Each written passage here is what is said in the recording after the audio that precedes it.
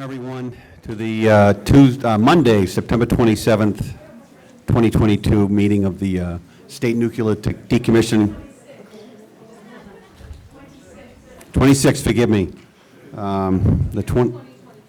Correct. I got one out of two. The State Nuclear Decommissioning Citizens Advisory Panel, so I appreciate everyone coming tonight, and let's get into the meeting.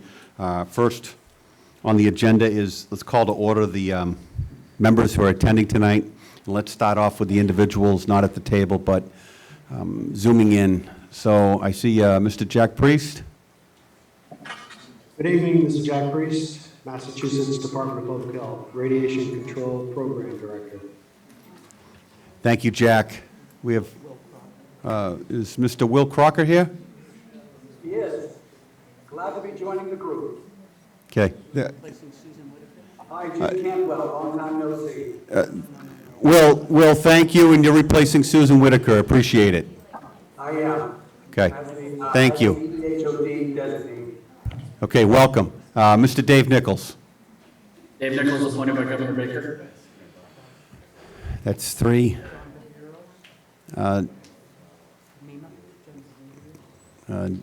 Who's in the upper left corner? Mary Waldron? Good evening, everyone. Mary Waldron, Executive Director of the Old Colony Planning Council. Thank you, Mary. That's four from home. So, John Viveros, present today? Good evening, John Viveros, Massachusetts Emergency Management Agency representative. Okay. Any other sitting committee members that are zooming in on the screen that I missed? Okay, so we'll come back to the individuals in the room. We'll start over with Mr. Dave Noyes representing Holtec, and we'll just work our way across the table. Dave Noyes, Compliance Manager, HDI. John Moylan, Site Vice President, HDI. Kelly O'Brien, UWA Representative. Mary Gatzlick, Senate Minority Leader Appointee. Pine Dubois, appointed by the Speaker of the House several years ago. John Mahoney, Plymouth Select Board Delegate. Mary Lampert, Senate President Appointee. Seth Pickering from Massachusetts Department of Environmental Protection, Southeast Region. I'm the Deputy Regional Director for the Bureau of Air and Waste, and I'm the representative for the EOEEA. Henrietta Cosentino, appointee of the Select Board of Plymouth last November. Okay, fantastic. So we have 14 out of an overall 21, even though we have a couple of vacancies. All right, we're going to move on to the meeting minutes from the prior meeting, the meeting of July 25th. Hope everybody had a chance to look over the minutes. Mary, did you have some concerns? Yes, I did. In a section right before the ERM PFAS report, the minutes read, Mr. Jim Lampert read a statement regarding statutes and regulations applicable to Cape Cod Bay and surrounding areas. Okay. It should have been a more robust description, and I emailed that to you because he pointed out, which was of major interest to the public, the state and federal statutes that forbid discharging into the bay. And in addition, he also asked Mr. Noyes that in light of those statutes, did he plan to continue to entertain as an option discharging? And the answer was yes. And I think those 2 points are particularly important to the discussion, and they should be included in the minutes. And that is why, in considerable detail, I sent that to you. And in addition, at the end of the discussion, during the public comment period during Christine Danielson's presentation, she asked about the cancer influx that she believed would occur if the water were discharged. And Mr. Noyes mentioned that studies were conducted by Massachusetts and found there were no connection between the cancers in Plymouth and the power plant. I would like you to add an important point. Mrs. Lampert said that Mr. Noyes was incorrect. Mrs. Lampert corrected Mr. Noyes and said, if you were referring to the Southeast Massachusetts Health Study, that would be incorrect. Now, these additions, I included the exact spots on the video that I've listened to 4 times. And so it would be clear that those important points should be included in the minutes, and I'd appreciate your considering that to be so. So your points are, that's pretty much verbatim of what occurred in the video. That it is verbatim. Okay. Now, did you have any other concerns? Those are the only two. The only two. Does anyone have any, Dave? I'd just like to request that we have the opportunity to be able to look at that information before we vote on the minutes. So maybe we should entertain a motion to table these minutes for 60 days, because you'd like, what do you want to look back at the Southeast Massachusetts Health Study? Well, both of them, if they were my responses to, in cases where individuals brought some information forward, I'd like to have the ability to be able to weigh in on what I responded to. Okay, I did email it, so perhaps you could forward the email around. Okay. Would that help, or do you want a No, paper copy? forwarding the email would be fine. Okay. All right, so I'd entertain a motion to table these minutes for 60 days, and we can Can I revisit. just finish correcting them? Absolutely. I just want to correct Betty Cavacco's spelling. I don't think I have to say that, what it is, but correct it. I also want a clarification, and I think, Dave, this was your you're quoted as saying the remaining buildings are to be demolished prior to the end of the year. I don't think that is completely accurate. No, it's not completely accurate. I think we went over a list that were planned to be demolished prior to the end of the year. So can we say what buildings would be demolished by the end of the year, or Yes, something like that? that would be accurate. Okay, and, you know, I would just offer that in terms of what Mary's edits were, that we could say, Ms. Lampert said her opinion is, this is what the study says, and then. That would be incorrect. Oh, but wasn't it your opinion? No, No, it's absolutely fact, okay. It's a so matter I of agree. fact. So let's go on. I retract my suggestion. I could bring you the study if you want. Well, you should probably do that. And then I have, at the end, at the adjournment, it says, motion to adjourn was by Ms. Dubois, and the motion to adjourn was requested by Ms. Dubois, made by Mary Gatzlick, and seconded by Mr. Noyes. So I would like that to be, because the chair can't make a motion. That's it. All right, so is there a motion to table this for 60 days? So moved. Is there a second? Maybe Woburn. Okay, discussion? All right, so, Mary, we'll make sure that that stuff is emailed over to David, and then that, Or maybe you could just email it to the whole group.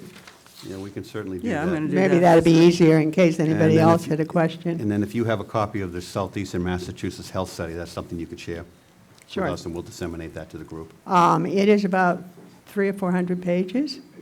Okay, So it'd be like 3 emails, 4 emails. sure. No, put it on a OneDrive or something. You know, so Now that, you're getting technical. well, so are you. Tit for tat. All right, anyone else under discussion? All right, hearing no one else under discussion, I'll call for a vote. All those in favor of tabling this for 60 days?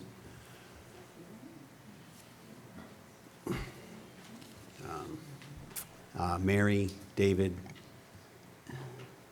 Will, what do you think? He wasn't here, he can't. Oh, Can't vote. my apologies. but I was not a part of that meeting, so I think I'm going to abstain. Yep, great move.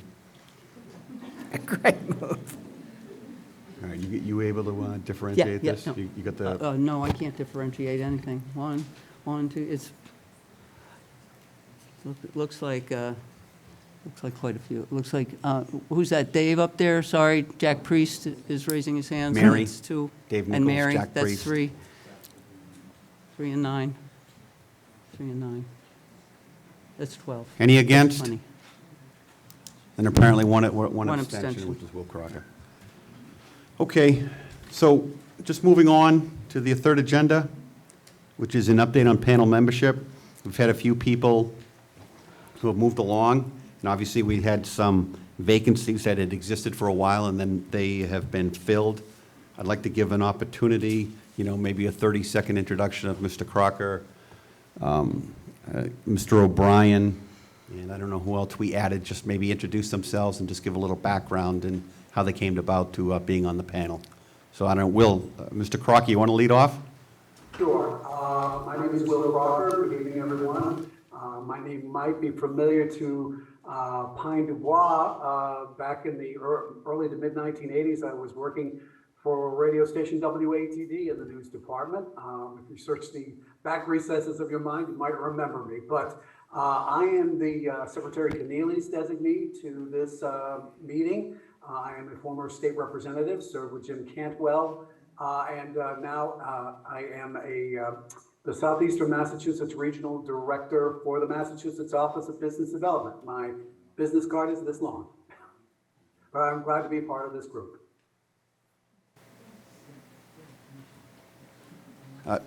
Thank you, Will. Kelly O'Brien? Yes, good evening, everybody. I've been asked to represent the people that had worked at the plant as well as the people that are presently working there. And I'm sorry. Just make sure the green light's on. Yeah, I've been asked to represent the people at the plant that work there and are presently there now under the union that was down there, UWA, Utilities Workers Union of America, as well as the people here in Plymouth, too. I've been working at the plant before it shut down for the last 30-some-odd years throughout maintenance, and both in INC, instrumentation and controls, as well as electrical maintenance at the end, dealing with the maintenance of the plant, keeping the plant running, and doing the testing that's required to maintain the systems operable within the plant itself. I presently work for Eversource as the substation tech lead engineer, covering the Plymouth South area as well. Kelly, thank you. Thank you. Mr. Andrew Gottlieb?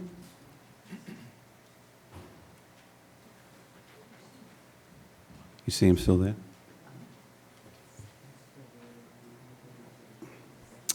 And Andrew, if you can hear us, if you want to make a statement, you're more than welcome to take the mic now.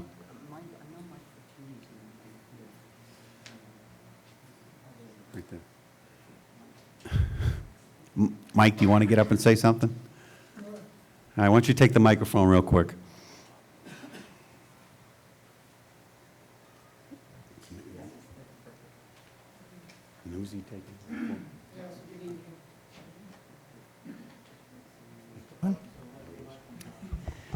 Yeah, so good evening. My name is Mike Fortini. And so so actually I've been involved with the NDCAP for quite a while now, but behind the scenes. Actually, Sean Mullen, who was the chairman of the NDCAP, as well as Joe Coughlin, asked me a long time ago behind the scenes to actually review a significant amount of the actual original decommissioning documents provided by the NRC, which I did do, submitted to them, and they actually incorporated my comments into the original documents. Also my background. Basically, I'm still a registered professional engineer, even though I'm retired. Worked in the nuclear industry for basically 43 years of my working life. So I have extensive engineering and design background associated with nuclear power and nuclear plants. I'm actually very excited to be now become a member of the NDCAP, hopefully to work with all the organizations listen to their input and concerns, and actually continue to provide oversight as we go forward. So Right. that's basically, And you're still waiting on approval from the governor, correct? I am. Okay, all right. Well, hopefully we can have that done, and you can be sitting here at the next meeting. Thank you. Thanks, Mike. Is that it? Could I ask a question, please? Sure, He was mentioning that he's yet to be approved. correct. Has there been a recent, or when, reappointment of 3 members? That being Dave Nichols, Jack, and Pine? Jack or Dave, do you have an update on your status, or all 3 of you are just waiting legislative approval? I'm waiting approval from the Secretariat. Okay. Dave, you're the same thing?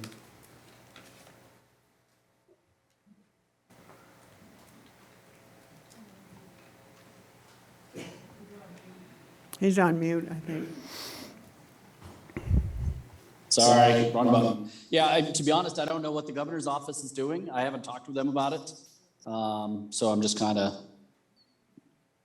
continuing to serve until told otherwise. Yeah, so you're just checking on their status? And then Pine, yes. But Yep, same here. We've been, after the Secretary of Environmental Affairs and our state rep and state senator, but it's a busy season, and nobody's been able to get around to trivial items like this. Well, it's really not trivial. I'm just making a joke. Yeah. Well, maybe to make another joke, being married about 50 years to a lawyer, I've really gotten into following Yeah, rules. we've noticed. And I note that in the committees I chair in the town of Duxbury, unless you're reappointed, you cannot be part of that meeting. Right, and in the last minutes in July, the issue was brought up, and Robert Jones, who was then a member of the panel, who is not today a member of the panel, stated that until appointments were replacing, you serve. And so that's what we're doing, because otherwise you wouldn't have a meeting, so. Yeah, we're but that's gonna do that. unfortunate. Well, we but can get up and leave. All right, fine. I'm not going to leave, because I was No. appointed in 20, but No, but but the you won't have a point, meeting but if we the do. point is, I think we just should clarify for the running of the meeting with the Attorney General's office what the status is, so we will know this in the future. Just makes sense. We've been trying, Mary. Yeah, we have contacted the AG also, and Good. it does take Well, a then- while. And then they've answered you, correct? No, we're waiting to Okay. get back. Okay, same here. All right, so anything else under that agenda item? I think we're up to date on the new current members, and we know we have 3 individuals waiting for processes to be I finished. just want to point out that Bobby Hayden has also joined us. Okay, Bob Hayden, welcome. Thank you. Hey, good evening, good to see everybody. Thank you, Bob. Yeah, so I mean, while we're on the topic, so my term at the DPU is co-terminus with the governor, so I'll be here till January. There'll most likely be shuffling at the DPU, new commissioners. So I'll be here for the November meeting, and then after that, most likely won't be here. Thanks for the But warning, Bobby. I'll just say thank you to all. I don't know if this is my goodbye now, but I guess while we're on it, it's been great. I've been here for a few years. I'm a local resident, and my wife and 3 kids, my loved ones are nearby, so I really appreciate everything this group is doing. I'm a participant, but I'm also I'm a neighbor, and I like, sometimes there's a little tension, but I think it's healthy tension, and there's a lot of pushback, and I just say personally, I appreciate all of it. I'll just leave it at that, so thank you. All right, Bob, thank you. We certainly hope that we do see you in November. Excuse me, John. Yes. Thank you. I have one of the main shareholders here who'd like to say something. Oh, can you, He has to Yep. be at the Boy Scout ceremony, At what time? 7 o'clock, but it's a man-met, the cops won't give him the police escort or he has. Please read his speech that he's written. Joanne, absolutely only for you. And he's going to promise me he's not going to stop.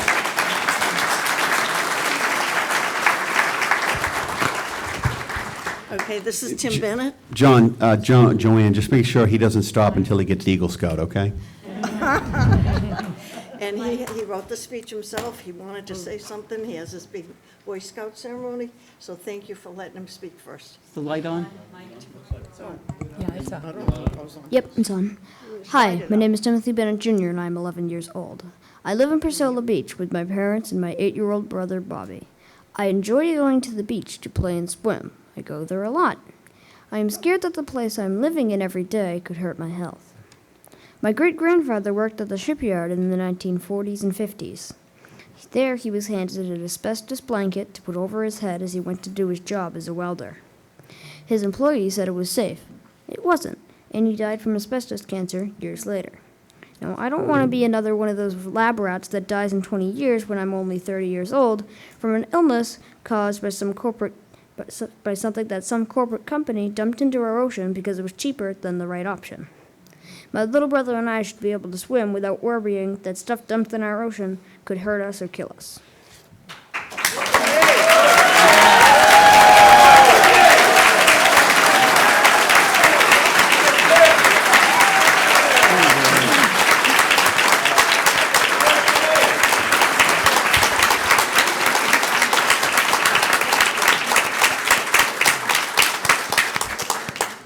All right, so now we're going to move on to the legislative delegation. There's a few people that want to make statements. We're going to start off with State Senator Susan Moran, Plymouth and Barnstable District.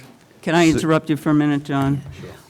Just because still on the agenda was the open meeting law, which I sent out to all the NDCAP members a little while ago. There's been a lot of email traffic that is problematic as far as that's concerned. I ask that everybody take it to heart, read it, and we'll probably have a webinar going forward. I think we've been promised that by certain people, so hopefully that'll happen. Senator, the microphone is yours. Thank you, Mr. Chair. It's so heartening to see this packed room, including families and children. I see we've got members of the federal delegation at the meeting as well. Congressman Keating's office, Senator Markey, and Senator Warren. I want to thank this Citizens Committee. It's incredibly important that this process be reviewed and that there be participation and publication every step of the way. Since our last meeting, I was successful in having an amendment adopted to the Senate Economic Development Bill that would establish a special commission to study the impacts of the discharge of spent fuel pool water into Cape Cod Bay. I'm continuing to advocate for a final bill, and I want to make the point that there are many citizens from both sides of the canal attending this meeting. I've also continued to meet with advocates and activists, as recently as Friday, to hear and address the many outstanding concerns related to the decommissioning process. Spoiler alert, you can watch that on PAC TV. As many of you here are aware, during Senator Markey's congressional subcommittee meeting earlier this year, including Congressman Keating and representatives from Senator Warren's office as well, I testified along with members of our federal delegation and secured a commitment from Holtec to submit the spent fuel pool water for third-party testing. This is a great step, but many uncertainties around the testing still exist. That's why last week I convened a meeting of local stakeholders along with representatives from DEP, DPH, the Attorney General's office, members of our federal and state delegation from both sides of the canal. And I want to thank you all for appearing, especially folks from the administration who have been incredibly transparent and helpful, DEP, DPH, really stepping up here along with the Attorney General's office. A major concern that I've heard from advocates was related to confidence in the legitimacy of the testing process.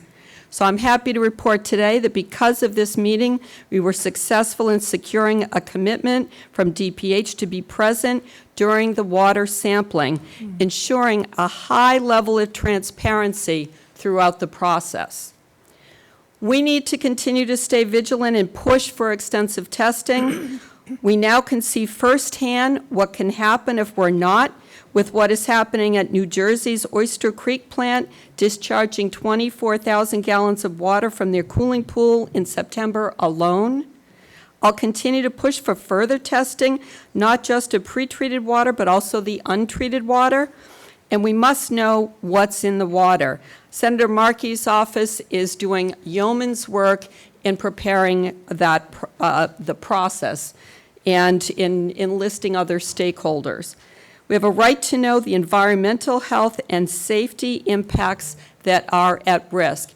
And I just want to end by complimenting all of you for your investment of time here today, because the Boy Scout that just spoke speaks for many, many children who have the rumbling in their stomach that they want clear information and that they want some kind of really get promise from the adults that things will be okay in the future. So thank you for your appearing here today.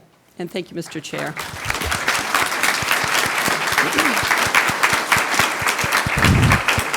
Senator Susan. Yes, sir. Anything you can do to help with the three individuals that we just mentioned? Those three positions, I know you're busy. It's with the administration. We're doing everything we can, ringing bells, knocking doors, being a pest. Okay.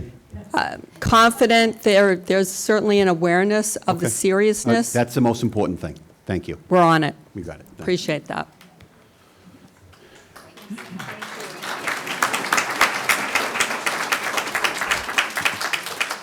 Continuing through the delegation, now we're going to move on to the federal delegation. We're going to start off with the representative out of Senator Markey's office, and that's Jim Cantwell. Thank you, John. Mr. Chairman, good evening, everyone. My name is Jim Cantwell. I'm the State Director for Senator Ed Markey. I'm joined by Ben Thomas and Katie Morfill from our offices, and our close partners, Mike Jackman from Congressman Keating's office, the District Director, as well as Caleb White with Senator Warren's office. We all were saying offline that we all someday will be working for Timothy Bennett, the young man who just spoke just moments ago. I'll be delivering a statement on behalf of Senator Ed Markey for tonight. Throughout tonight's meeting, we will spend a significant amount of time listening to Holtec and its affiliates talk about Pilgrim's decommissioning process and the potential disposition of up to 1 million gallons of radioactive water from the plant, with 4 options total being discussed in the future for said disposal. Senator Markey goes on to say, I have just one question. Will Holtec fulfill its commitment to listen to stakeholders and to do right by the community that has hosted this station for half a century? When Senator Markey chaired a field hearing of the Senate Environment and Public Works Subcommittee on Clean Air, Climate, and Nuclear Safety at Plymouth Town Hall in May, Dr. Singh, the president and CEO of Holtec, promised that their company would listen to the relevant stakeholders and would not permit a discharge of said radioactive water into Cape Cod Bay without the consent of those stakeholders. Senator Markey goes on to say, I am holding Dr. Singh to that commitment. My team and I are also steadfast in holding Dr. Singh accountable to his commitment to work with independent experts to analyze Pilgrim's spent fuel pool water and assess the potential impacts of disposal of this waste, including one of the options posed by Holtec as a possible discharge of radioactive water into Cape Cod Bay.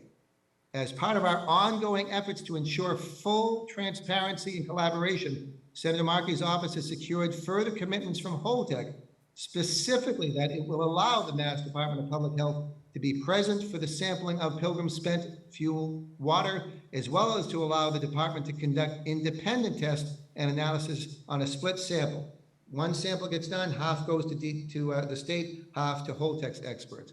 We are also pleased to share that during the meeting with Senator Moran that she just mentioned, and with staff in Congressman Keating's office, Senator Warren's offices, and other members of our state legislative delegation, I believe Kathy Lenatra was there tonight, the Massachusetts Department of Public Health stated that it was willing and able to be present for the sampling of the water and to conduct testing on that split sample. These commitments will go a long way in ensuring a more transparent and independent testing process. But the work is still not finished. My office has been working diligently throughout the past few months to identify a slate of experts, including those with experience in radiochemistry, physical oceanography, and radiological health services, who will be engaged in a robust independent analysis of the water samples to be paid for by Holtec. My office is in the process of finalizing a list of experts to share with NDCAP. In the coming weeks, Senator Markey says my office will provide more information regarding these proposed experts. We will be engaging with Holtec and local officials as we work to see this independent testing commitment.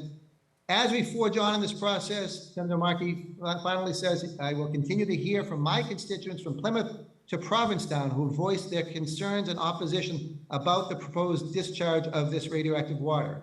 We must hold Holtec accountable to the commitment to listen to our stakeholders, and we must protect against any unsafe release of this water.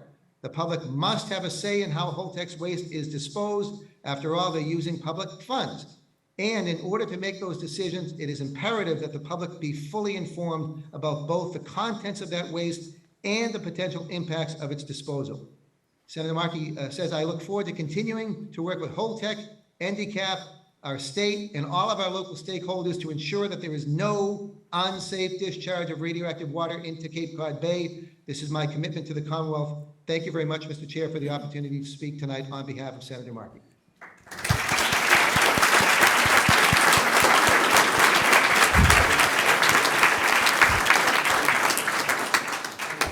You're welcome, Jim. So moving on, we're looking for Mr. Caleb White, who I believe is representing Senator Elizabeth Warren. Thank you, Mr. Chair. My name is Caleb White. I am the Regional Director for the South Coast, Cape and Islands in the office of Senator Warren. And I have the distinct pleasure to read a brief statement from her in regards to everything going on tonight. Thank you to everyone gathered here tonight for this meeting. Senator Warren hoped to join you in person, but I'm glad to have the opportunity to pass this message along. The potential decision to discharge nearly 1 million gallons of radioactive waste into Cape Cod Bay is dangerous and irresponsible.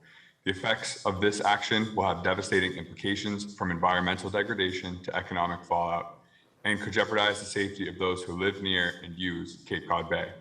For months, Senator Warren has been sounding the alarm on this issue alongside Senator Markey, Congressman Keating, and our state and local partners to hold Holtec and the NRC accountable for their actions.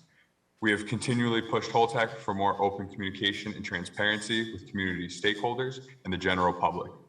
While we have made some progress, it is not enough.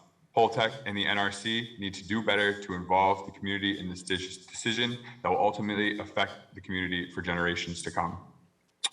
As Jim mentioned earlier this year, Senator Markey held a field hearing regarding the decommissioning of the Pilgrim Nuclear Power Station, including calling for the use of external experts to clearly interpret the data coming from the contaminated waters. Senator Warren looks forward to reviewing and this data analysis to truly understand the implications of this decision. Thanks to the tireless advocacy of numerous community partners and stakeholders, many of whom are here today, the decision to discharge into Cape Cod Bay has been reconsidered. The work that the community is doing is powerfully important, and your efforts have not gone unnoticed. It is absolutely imperative that the NRC strengthen its decommissioning rules to ensure transparency from Holtec and input from the community most affected by these decisions. Senator Warren, along with partners on the federal, state, and local levels, will continue to fight for these much-needed improvements to the NRC's decommissioning rules and for a carefully considered plan forward for disposal of the nuclear wastewater. These decisions will directly impact the lives of people across Cape Cod Bay. Holtec must implement the safest option to prioritize public safety and community participation. Thank you again to everyone here for your continued persistence. Senator Warren is in this fight with you all the way. And thank you, Chair, for allowing me to have the opportunity to speak tonight.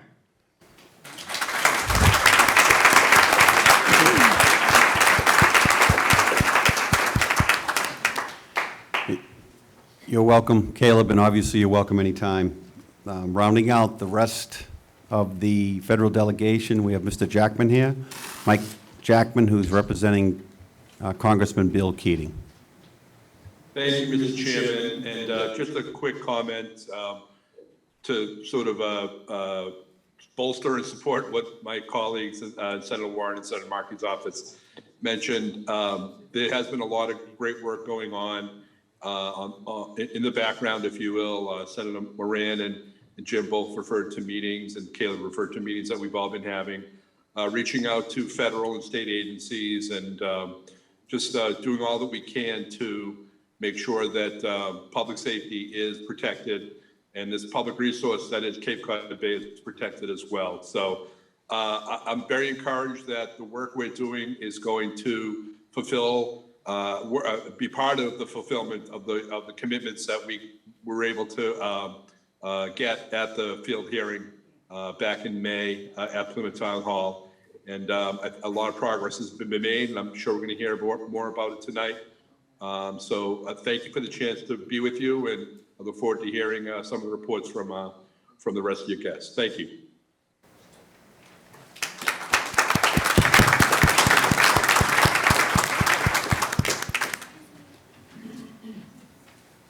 I'd like to thank Senator Moran and the 3 representatives of the federal delegation for coming in tonight. We appreciate their time. We know obviously everyone's busy, especially this time of year with campaigning and all that.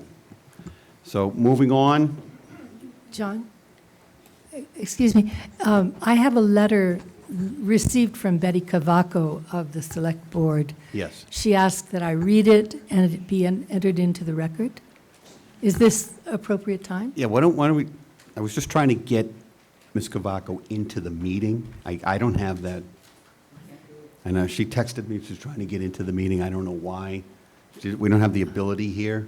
So if you want to hold that statement, we can do that. We can do that later on. Okay? So I just wanted to add in,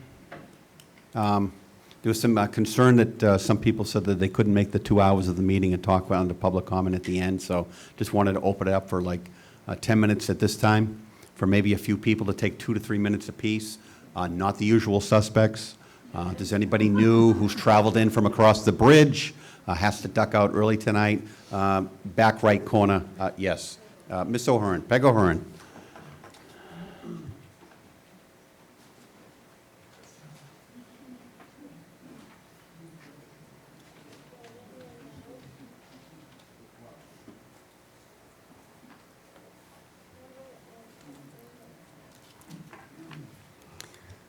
Thank you.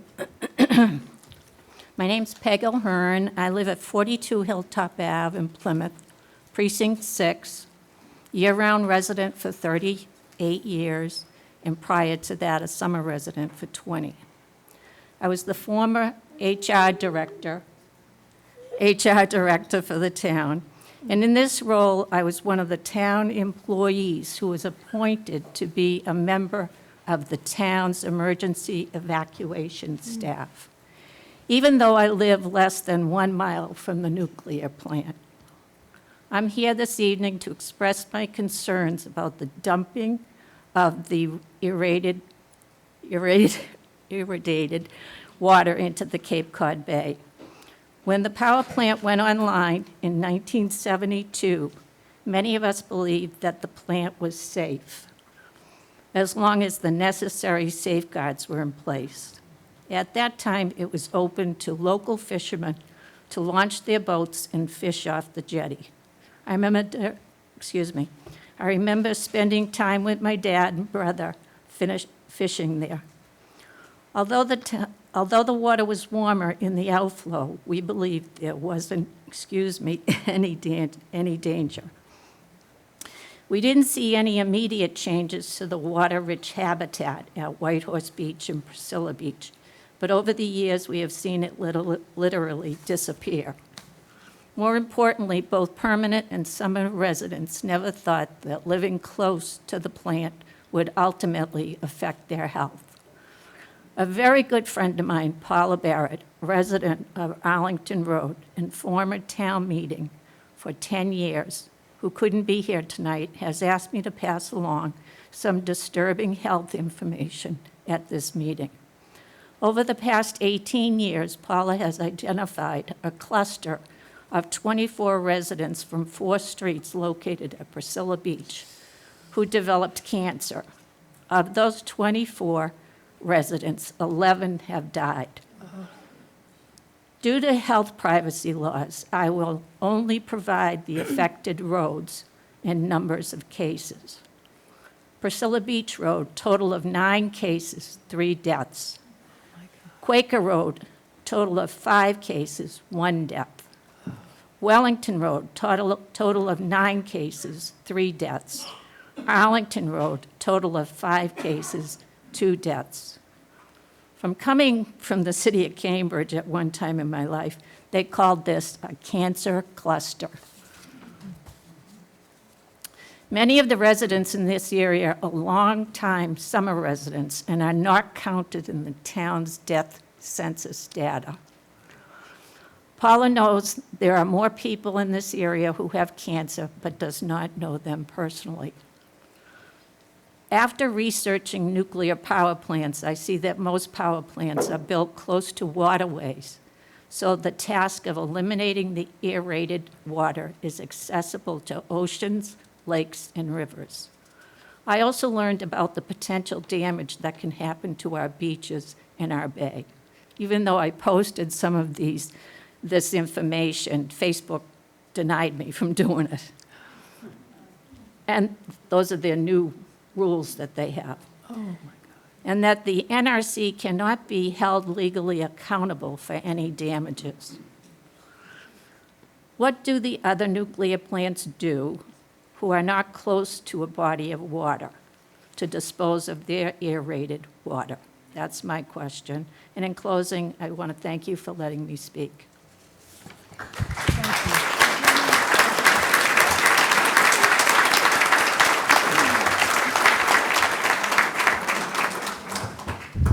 Good evening. My name is Joanne Wilson Keenan, and my husband John and I live at 1855 Route 6A in East Dennis, Massachusetts. And in May, we voted in our town meeting against the dumping of the radioactive water into the bay. On June 1st, we attended a webinar about the impact of the dumping of the 1 million gallons of radiated water. We heard Dr. Irina Ripina from Woods Hole Oceanographic Institute explain her research of where the currents will carry the water. She, some fishermen, and some high school students created floaters that they sent out from Plymouth to see the patterns of where they would go. And you can look at the Save Our Bay website for further detail. But what John and I found out was that most of the water is going to settle right in Dennis, right outside our window. And we were sitting there that night watching the webinar, shocked to see this information. We had no idea that this was what was going to happen. So the first thing I'm going to say is do not dump the water. You would not want it in your front yard. You don't want it in ours. Secondly, the Board of Health in Plymouth has opposed the release of low-level radioactive water. They list 5 long-lived radionuclides already found in waters and soil at Plymouth that can cause cumulative and severe health hazards, including cancers like Peg just spoke about, and potential harm to pregnant women and to their unborn children. Tritium is one of these radionuclides. And as we heard earlier tonight at the rally, tritium cannot be filtered. It does dilute in the water, but it cannot be filtered. And it can enter the human body through skin absorption and through inhalation. So when kids like Tim are playing on the beach and they breathe in the vapors on a foggy day, they're going to be taking that into their systems. I'm going to continue. Let's see. Furthermore, according to Ken Buesler, a marine chemist at the Woods Hole Oceanographic Institute, tritium bonds with organic material in the water column and on the sea floor. This organically bound tritium, which is different than plain tritium, can become dangerously concentrated in the fish and shellfish that we eat. Again, do not dump this water. Thirdly, my final point, and Peg is talking about Priscilla Beach. I'm going to have us go back in time a little bit to another Massachusetts town, Woburn, because there was a cancer cluster in Woburn as well for leukemia and lymphoma. In May of 1979, the year my son was born, it was discovered that barrels with the industrial waste had been leaking into the Aberhona River in Woburn. And between 1969 and 1986, 21 children from Woburn were diagnosed with leukemia. This was the cluster. 12 of them died. The cases were found to be directly related to the contamination, and W.R. Grace Company was held liable. In 1982, these areas of Woburn were declared toxic Superfund sites, I believe the very first in the nation. They were the catalyst for those cleanups. Those responsible for the dumping are still paying to this very day, for the cleanup. Holtex dumpings, now Woburn is one town. Holtex dumping could damage an entire region. I call upon Massachusetts lawmakers at the federal, state, and local level and our citizens to ensure that we have learned the lesson of devastation that is caused by industrial contamination in Massachusetts, and that we refuse to allow history to repeat itself. Holtec, do not dump this water. Thank you very much.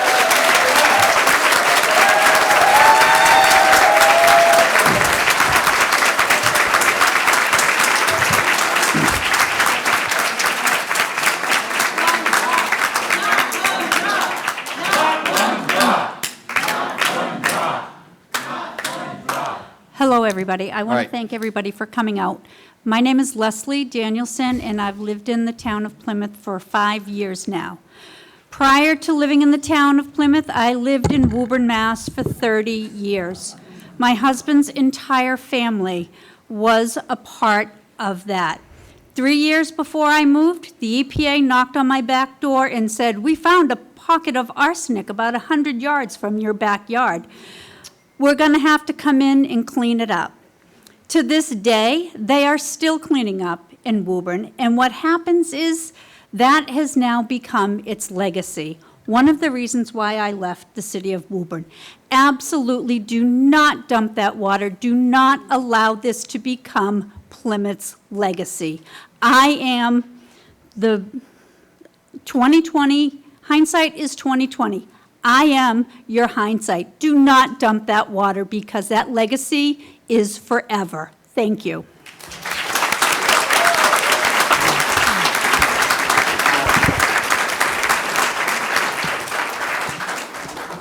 Yep, yeah, last one for now, and we'll come back to public comment later in the meeting. Thank you. Thank you, everybody. I live an hour and a half away, so I'd like to go in if I could, but...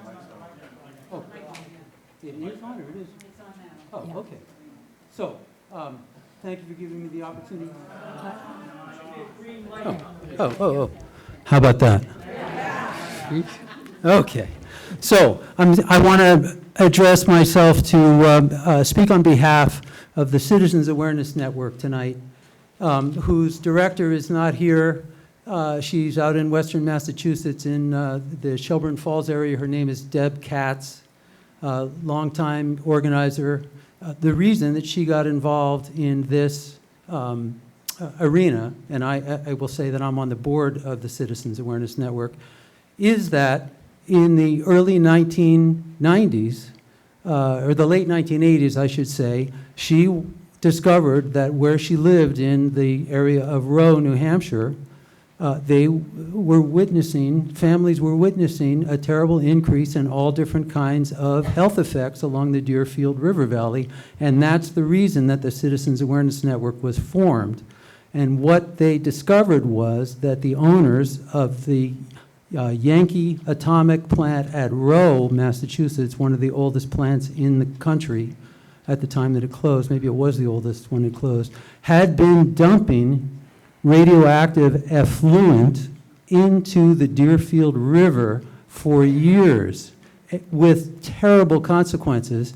And as a result of the founding of this group and the work that the mothers around the Deerfield River Valley did, the state of Massachusetts came in and did a study, which is the Deerfield River Valley study, where you actually see statistical significance applied to Down syndrome, as I stated during the rally, as well as other kinds of cancers. And I'm sorry that I don't have this memorized, and I didn't realize that this was going to be such a big deal. I have the study at home.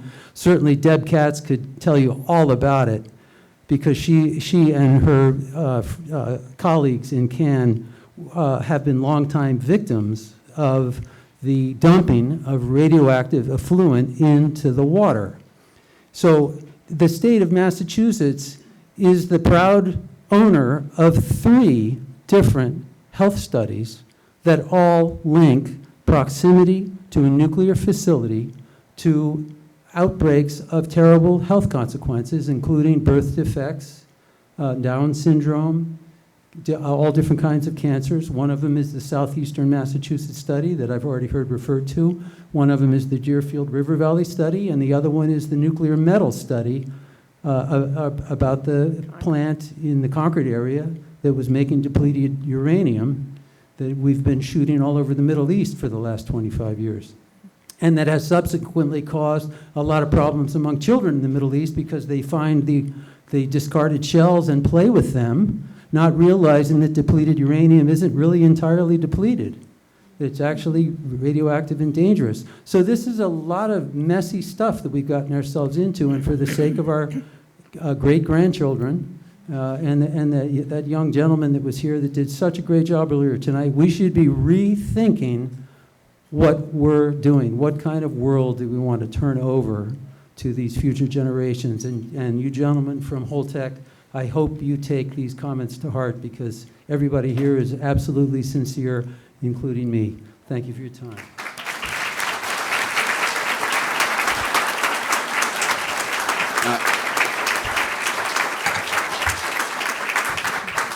So the last one, Henrietta, if you could read Ms. Yes. Cavacos, Chair Yes. Cavacos' statement into the meeting, and then we're going to move on to Dave Noyes. I have one other thing after I read Betty's one comment I would like to make. One request, actually, one request. No, it would be very short. So this is from Betty Cavaco. My name is Betty Cavaco, and I am Chair of the Board of Selectmen for the Town of Plymouth. I appreciate the continued meetings of the Nuclear Decommissioning Citizens Advisory Panel here in Plymouth. As we have made clear for years, the Town of Plymouth is concerned with Holtec's and the NRC's lack of transparent communication with the town regarding long-term decommissioning plans. At the NDCAP's July meeting, I noted our concerns regarding Holtec's security and operational plans, as well as the unclear messages from Holtec regarding potential discharges of water containing nuclear waste products into Cape Cod Bay. Those concerns remain. Indeed, nearly a year after Holtec's planned discharges into Cape Cod Bay came to light, we are no further along in knowing what public process Holtec will engage in before making such discharges, the quality and quantity of the water discharged, and of course, its potential effects on our coastline. To reiterate, Plymouth's coastline is integral to its economic and natural vitality. It is as important to the town's tourism industry as it is to our ecological diversity.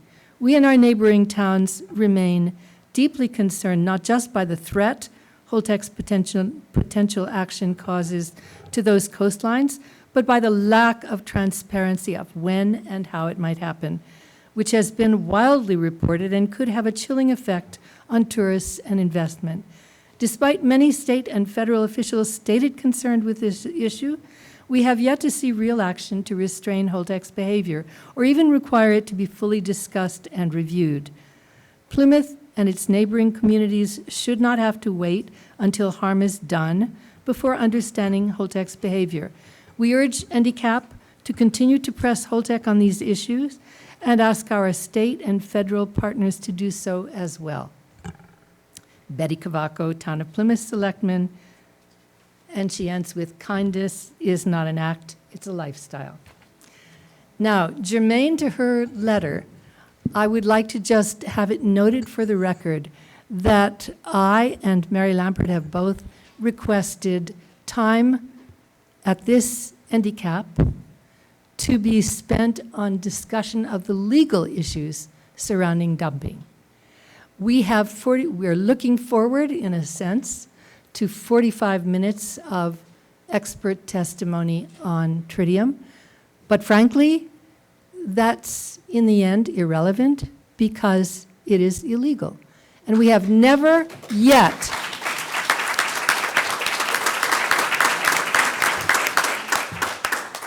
it has never been discussed in this forum, despite requests which were not even given the courtesy of an acknowledgement. So, for the record. Okay, thank you. All right, moving on.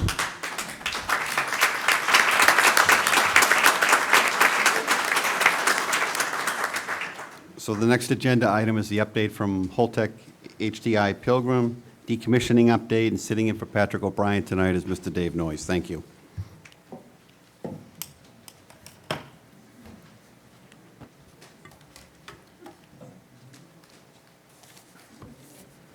Thank you, Mr. Chairman. I'll attempt to make our update brief so that we have plenty of time. I appreciate the public attendance and the public comment. I want to assure you that Holtec is looking forward to a very open and transparent process. When it comes to the idea of split samples, we have been split sampling with Massachusetts Department of Public Health in groundwater tritium monitoring for several years.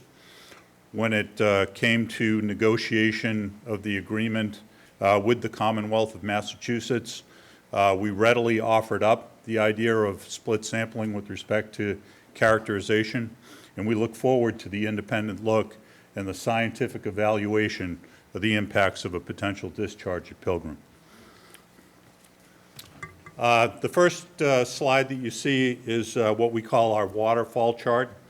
What's significant from the waterfall chart is that our milestones for submitting our license termination plan in 2024 and partial site release in 2027 remain on track. So activities on the site that are currently in progress include reactor segmentation, dismantlement of site structures, and waste management activities. And I'll cover those. Dave, can I ask you to hit the slideshow so that the chart is actually bigger? I'm just not sure that the advance will work. Just slide up on the slideshow thing. It will. Oh.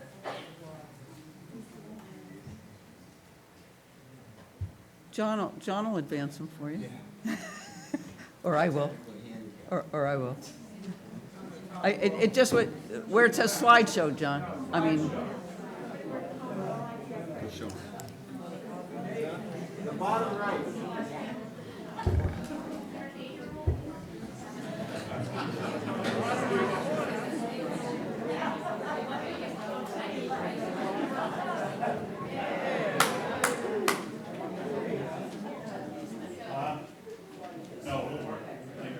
Oh, that's better.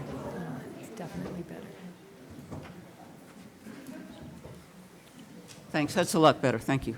Okay, so the important dates are, in fact, the submission of the license termination plan in 2024, partial site release in 2027, which means final removal of all structures with the exception of the dry cast storage facility and the final removal of fuel.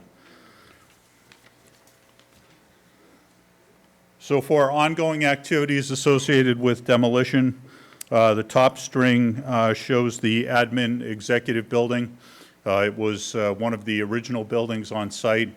It was originally the office building, and demolition has been completed on that structure, as you can see on the string as you look from left to right, as has our two-story Butler building, which was a metal fabrication shop used by contractors and on-site personnel. So that has been demolished as well. Next up for demolition activities is our trash compaction facility. That facility is due to commence structural demolition beginning the first week in October.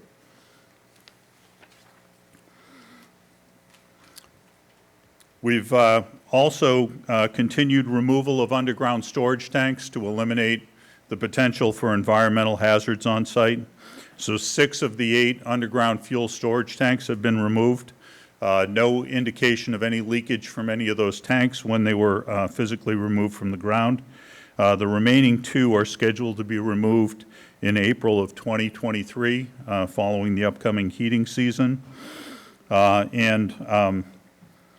That's it with respect to the underground storage tanks. So for demolition status, we are at greater than 60% of the square footage of the buildings on site. The red markers indicate that the buildings have been removed. The blue is the upcoming demolition of the trash compaction facility. And we also have 5 additional buildings that are scheduled to be demolished between the 4th quarter of this year and early in the 1st quarter of next year. As part of our permit with the town's Conservation Commission, we have completed the restoration of the haul path road. So a portion of the haul path to move the spent fuel pool casks from plant elevation up to the elevated portion of the plant property required us to construct a haul path road that had a requirement to remove within 3 years. Following completion of removal of all the spent fuel pool, spent fuel, and transport to the upper pad storage facility, we have completed the restoration activities, including plantings, and at this point we're just in the monitoring phase to verify that the plantings have in fact taken and replace any that we need to. Another major milestone in the plant decommissioning process in the last couple of months has been the removal of all 14 spent fuel pool racks. So the racks were in the spent fuel pool, and prior to dry cast storage and during plant operation, spent fuel was stored in these racks. The racks have all been removed, and all of them have been shipped off-site for burial. With respect to reactor segmentation, which is internal segmentation of reactor parts and equipment, 24 of the 145 control rod guide tubes have been cut for packing and shipment. The picture identifies plasma cutting that's done as part of the waste consolidation effort. So this is a mock guide tube, so it's one that had not been used in the reactor. And the activity that's ongoing is a mock-up to demonstrate the plasma cutting ability of the tooling, which was then relocated to the refuel floor. And this activity takes place underwater in order to reduce potential exposure to personnel for these specific activities. And then also are the upcoming activities for removal of fuel support castings, control rod blades, and the remainder of the reactor vessel internals.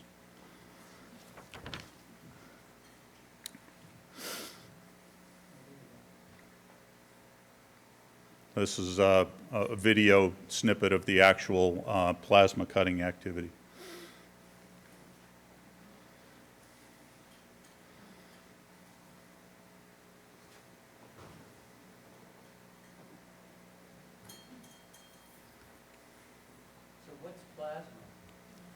It's a gas-assisted weld similar, or gas-assisted cutting facility or method similar to a welding activity. So it's a gas cutter.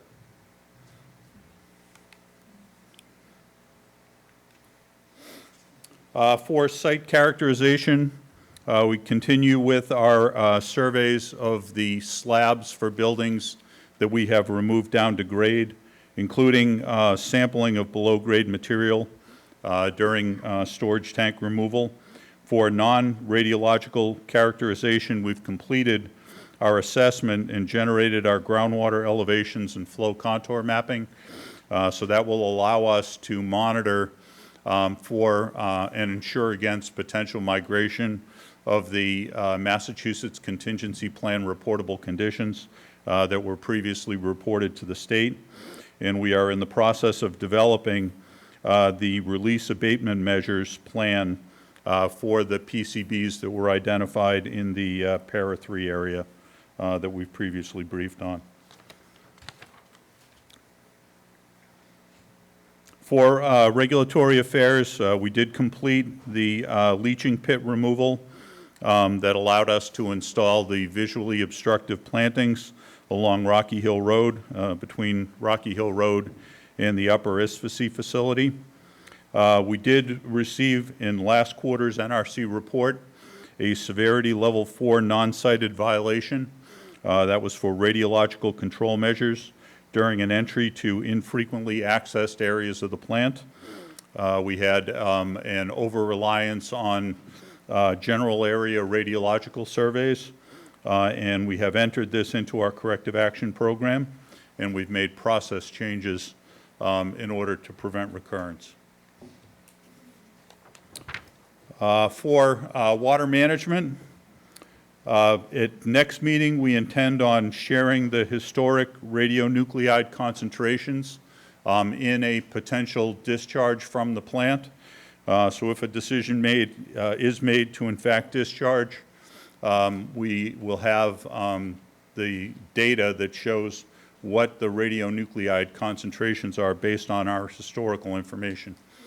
We can't physically provide what the, or future to predict what the future constituents would look like, but we look forward to evaluating that, treating and filtering the water. Also in our next meeting, we expect to share the non-radiological sample results for the on-site water storage locations. So that would be against the EPA's priority pollutant list, so a list of 127 pollutants that the EPA uses to determine pollutant concentrations.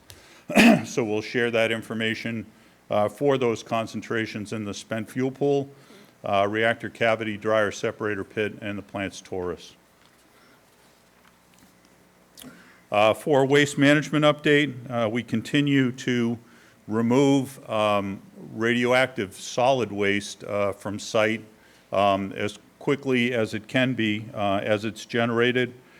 So to date in 2022, we have shipped 68,435 cubic feet for disposal to Texas, and that includes several items, including the control rod drive mechanism filter shielded containers. Wherever you see the term tri-nuke filters, these are filters that are installed in the spent fuel pool, the dryer separator pit, and the cavity for local work activities that are being conducted in order to maintain a high degree of purity for that water. Also included in the radiological waste shipments that have been sent off-site has been building demolition debris and also Type A waste from our reactor vessel internals. And that's it for the presentation, pending questions. Dave, one of the last slides said in November you're going to talk about, or you will share, potential radioactive and non-radioactive sampling. Yes. So who are you going to share those samples with? With you, with the NDCAP. With NDCAP? That's correct. Oh, the completed data. You're not giving us the... You're going to share with us what you find. That's right. Okay, not the state or federal government or an independent lab. You're going to test this yourself and then share that data here. That's correct. Okay. All right, I have so... a clarifying question. Go ahead, Jack. Dave, are you going to provide information at the meeting on historical data, or you're going to sample and provide lifetime data? The radiological data will be historical data, so it will be the treated water tank concentrations for radionuclides in past discharges. The current data will be for the non-radiological contaminants, the priority pollutants. So do panel members get that? Now, Jack, can you... So this will not be the split samples that the state is going to do with Holtec for the radiological constituents. I believe what David just said was that Holtec was going to provide information on historical content of the tanks. For the radiological portion of the sample, that's accurate. Why? So The radiological concentrations will change as we perform activities in the spent fuel pool. We're continuing to perform activities that will impact both the concentration of chemical pollutants and radiological pollutants, and will affect how we filter that material out prior to a potential discharge. All right, so Dave, so if we're back here on Monday, the 28th of November. Yes. That data at that point in time will be how old? That data will be within a couple of months. Oh, it'll be a couple of months, okay. Yeah, we have just now gotten back the data on the Taurus, and haven't even had a chance to go through it ourselves. There's 127 chemical analyses that have to be performed. Okay, so with respect to the 1 million gallons. Yes. So months ago, I think, publicly and, certainly in this forum, I think it was initially said that you were still using some of the water on site for decommissioning applications, and then that might be completed by September, October. Right. Is that time frame being extended into 23? Are you still using that? We are still using the water, and we'll continue to use it into the first quarter of next year. Okay, so, and then at that point in time, once you've completed using that, then you're going to take the splits and share them with Mr. Priest and other people at the state level. We are open to the idea of split samples at any point in the process. If the state wants to take split samples, incremental samples for the current status of the water, we'll support that.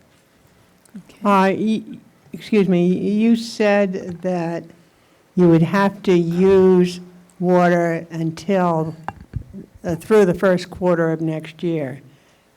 When you said water, does that mean all the 1 million gallons that potentially you're looking at discharging? It could potentially, if the water becomes commingled. We do know that the dryer separator pit and reactor cavity will have to be connected to the spent fuel pool for us to remove the Class B and C waste. So that water will become commingled. So in fact, it does impact most, if not all, of that 1.1 million gallons. Right. So therefore, are you saying clearly in the first quarter of 23, you would not entertain discharging, and then there'd have to be more testing after that by the state and by Markey, and so you're really talking about the earliest potential for half of 23? A lot of it depends on how quickly we can get through the review process with this independent group that's established through Senator Markey's office. We look forward to getting started on that.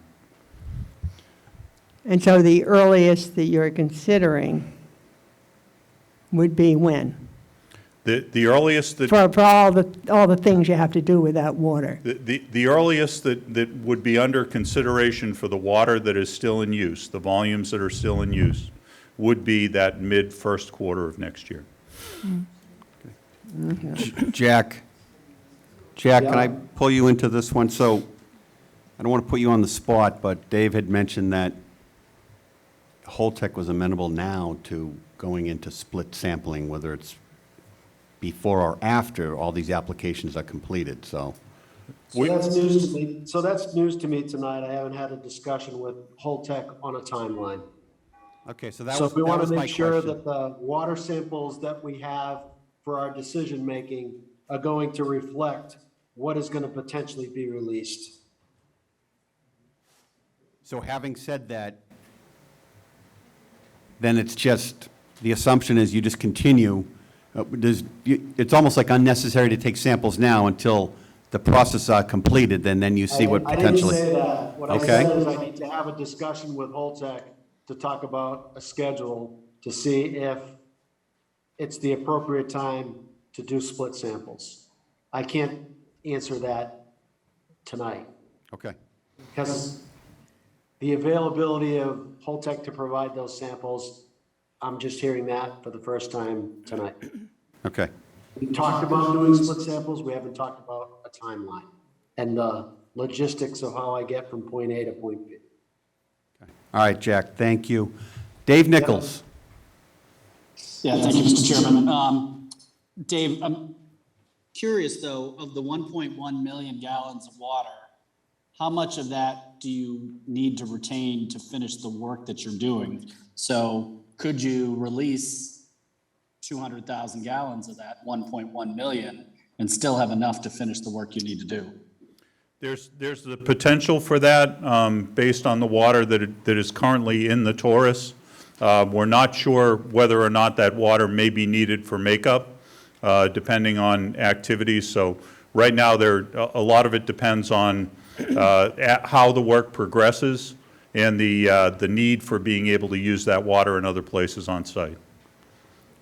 So given that the characterization of the water would change every time you do something with the water that gets commingled, you'd want to take split samples and have the analysis done at any point before you release water, not just releasing the final amounts of water. So if you decide tomorrow to release 100,000 gallons, you'd want to do all the testing before that. Then the water changes, then you want to test it again to see how it changed, and then make the decision about whether you were going to release it. I'm not condoning you release it, but I'm just trying to understand the sequence here. So Dave Nichols, this is Jack again. They can't release water right now. Okay. So there's still ongoing activities that they're doing that requires them to use that volume of water that they currently have. And then we've got the whole other issues about the legality that hasn't been resolved. So I've got Hasn't even been discussed. a fairly large window on the front end to take some baseline data. And then certainly we would want to sample if for some reason they intended to do a release and that was worked out, I'd have an opportunity to analyze that water and confirm what's in the water again at that time. The sample, Because Jack, it sounded like they didn't need to keep all the water they have in order to finish the work that they need to do, though. the samples that are taken now are important for designing our treatment and cleanup systems. They're not going to be a determining factor in the final disposition of the water. That will happen once we know what those constituents are and the degree that we are able to clean it. So Dave, both the DEP and the DPH, we have a regular discussion with Holtec.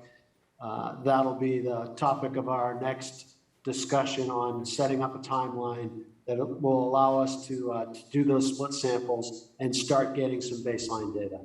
Okay, great. Thank you. Mr. Chairman? Seth, go I have ahead. a question for Dave Noyes. Go ahead. So Dave, if I'm hearing you right, you're ready to do split sampling with us for the non-radiological pollutants as well? That's correct. Okay, great. Any other panel members have a question of Mr. Noyes? I just have Mary? one quick one. In regard to the NEPDES permit, the water you're talking about is from the spent fuel pool and from decommissioning processes. Is that correct? Yeah, it's water that has been on site and has been in use for the life of the plant. And that water is that 1.1 million gallons, portion of which currently resides in spent fuel pool.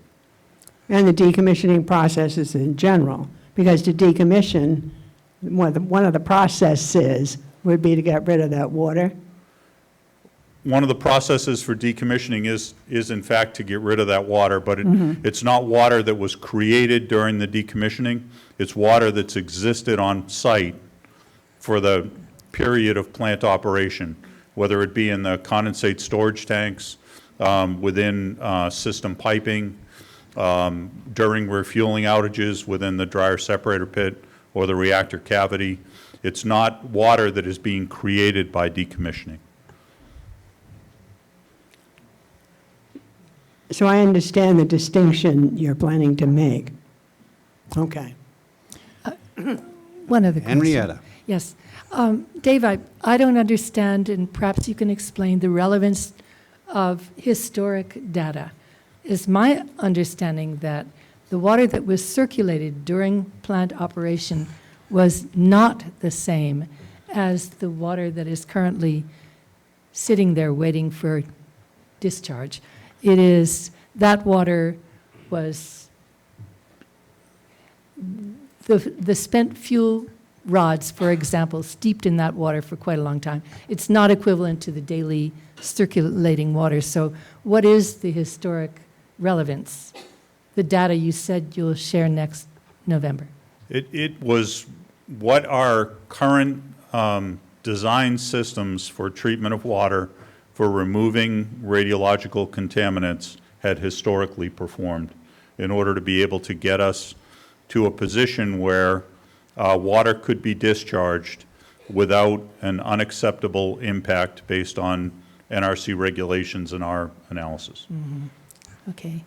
And then I understood you last month to say that you would not promise not to discharge the water, and clearly you're saying that again tonight. You keep talking about if we decide to discharge. How can you be considering this when it is clearly against the law? If it is in fact illegal, we will not discharge the water. If it is determined to be illegal, we will not discharge the water. Dave, I just have one more question. You said that you needed to keep the water for other processes that you're doing now. That would make it decommissioning processes, wouldn't it? The water is not generated for these processes. It's water that existed during the 40-plus years of plant operation But will that is be now used, currently yeah. being used for the shielding and medium to be able to perform those activities. I'm beginning to see the road. David, thank you. I'm sure if anybody else has any more questions towards the end, they'll ask them. Thank you. We're going to move on to Seth Pickering, who's going to give us an update on the interagency working group activities at the state level.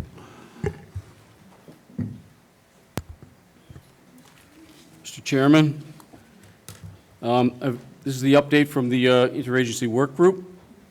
On the site assessment work plan, no changes currently. Mass DEP, DPH, the Attorney General's office are continuing to review whole text responses to the formal comments that we received earlier this year. The DEP review should be done this week, and then we will move forward with coordinating with the AGO's office. The DPH comments wrapped up quite a while ago, and we need to coordinate, and then I will work to get that moved along to the AGO's office as soon as possible. Let's see, water discharge permits, which is what we've been talking about. So as stated in prior meetings, US EPA and Mass DEP have not received a formal request by Holtec to discharge spent fuel cooling water or other decommissioning-related wastewater into Cape Cod Bay. If such a request were received, including sufficient analytical information to make a determination, EPA and Mass DEP would review and provide a determination to Holtec on the necessary next steps. Any new or amended MPDES permit would be subject to, among other things, notice and public comment and a federal consistency review by the Massachusetts Office of Coastal Zone Management. Mass DEP's position continues to be that Holtec must comply with the requirements of the NPDES and surface water discharge permit, which plainly prohibit the discharge of pollutants in spent nuclear fuel pool water and other decommissioning-related wastewater. According to preliminary sampling conducted by Holtec, the spent nuclear fuel pool water does include non-radiological pollutants. And to go off script, it appears that based on what we've heard tonight, that we're going to be able to sample and see what's there now. In conjunction with any application for an amended MPDES permit and surface water discharge permit, Holtec will need to submit to EPA and Mass DEP comprehensive sampling of the spent nuclear fuel pool water and other decommissioning-related wastewater. Other cleanup issues, and if I run afoul here, Gerard is here to help me out. As previously reported back in April, Mass DEP received a 120-day notification for 4 areas at the plant site and associated properties as part of the MCP. The following contaminants were ultimately identified as exceeding reportable concentrations in soil and groundwater. PFAS, PFOA, and PCB 1253 exceeded the RCS-1 reportable concentrations for soil. We had PFAS, PFAS6.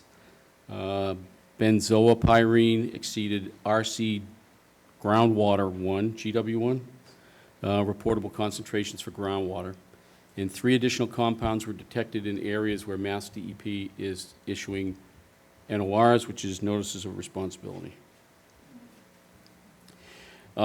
Notice of responsibility letters to Holtec were issued by Mass DEP on Thursday, July 21, 2022, in relation to the exceedances that were just described. Holtec now has 1 year to complete appropriate response actions or could choose to include these additional notifications in the ongoing comprehensive response actions that are currently ongoing in relation to prior notifications that were received back in April of 2021. Mass DEP's asbestos section continues to be actively engaged with the facility and overseeing the demolition activities that are occurring at the site. And the asbestos section meets regularly with Holtec to manage the asbestos discovery and identification and abatement and removal processes. On public safety, MEMA, there's no change in the report. MEMA continues to work with local partners on the public safety planning, and MEMA continues to discuss with former EPZ communities the potential for tabletop exercises or other preparedness for planning in future phases now that all the spent fuel has been moved to the SFICI. So that's what I have for an update. So Seth, that's good news, what you heard tonight, with respect to beginning to get some split samples, right? Sure, yeah, absolutely. So in a perfect world, if you were to start that, what kind of a time frame is it? So I'm like Jack, I'm just finding out about this tonight, so I'm gonna have to report back, and we will, we'll see what we'll take for, I was just curious, by moving the time, forward. you lay your hands on a sample, you take it to the lab, what kind of a turnaround? I honestly don't know. Okay. Yeah, so, but we can check into it. All right, so there should be some news on this front to obviously announce 2 months from now. Well, I mean, I don't want to make a commitment I can't, so we'll check. We're going to talk with these guys in the next few days about moving forward, what it means. Okay. All right, great. I have a question. Pine? Seth, thanks. Who at Coastal Zone Management are you dealing with? I don't know. I can check with Tori Could you on that. let me know? Who? I'd be anxious to talk Sure. to him. Yep. Thanks. Any other panel members have questions for Mr. Pickering? Are you who? Mary? I don't have any questions for Seth. Thank you very much. I just have a point to make. I think for procedure, the panel ought to consider having Jack Priest also share and make a comment, because Seth is dealing with chemicals, which are all very important, but it's a nuclear reactor, and so there are radionuclides we care about too, and that's in the world of Jack. And so if after you, or I don't know how you do it, alphabetically or something, that. Well, I'll you be can glad consider to relinquish the to floor do to that. Jack if that's appropriate. I probably still have a little time left, don't I, Mr. Chairman?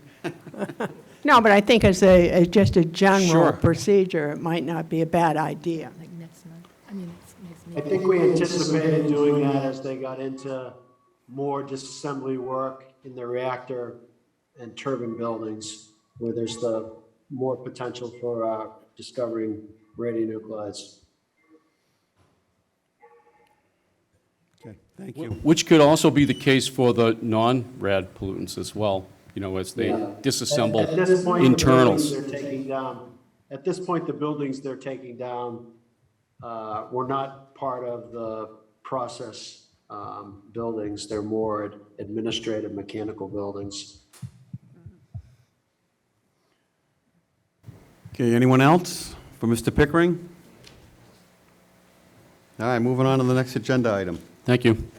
Thank you, Seth. We're going to go to Dr. James Conca, Science of Tritium, Biological and Environmental Studies. Wasn't expecting this kind of thing as a scientist. So I was sitting there thinking, well, you get this going. What happened there? I was thinking of when I was living in Mashpee off of 151 up the Cape. Is your microphone on? Is that okay? You got a green light? Got a green light? Is that okay? Yes. Yeah, that's. Well, you know, I spent half my time in Rhode Island, so we don't have consonants there. So anyway, so I was living in Mashpee, listening to the Moody Blues. I'm just a singer in a rock and roll band, and I'm just a scientist in the nuclear field. So I'm not going to talk about politics. That's much harder than nuclear physics, much harder. I'm not going to talk about legalities, because that's a whole can of worms. So I'm just going to talk about the science. I was invited out here just to talk about tritium, since so few people, even in the scientific community, understand tritium. Tritium is a bizarre thing. It's unlike, it's unlike any other radionuclide. And so, yes, when you think of radioactivity, you think of radionuclides like cesium-137 or strontium-90 or plutonium, 239, things like that. Tritium is a unique thing, and I'll go on to talk about it if we can get that going. But yeah, it's the weakest radioactive material there is in the universe, actually. Its emission is only 6 keV, usually, which is 1,000 electron volts. When we talk about radioactivity, we usually talk about mega electron volts, gamma, alpha, beta, that are million of electron volts. So 6 keV is so light, and it's hard to get through water molecules. So you have to have the concentration incredibly high to cause any real effect.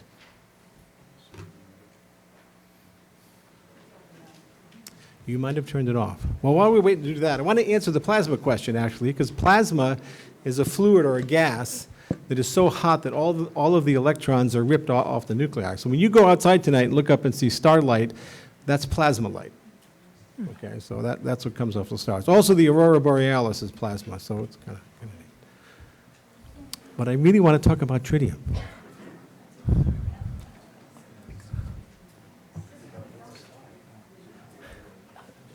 Well, no, I don't dumb things down. I try to make them understandable.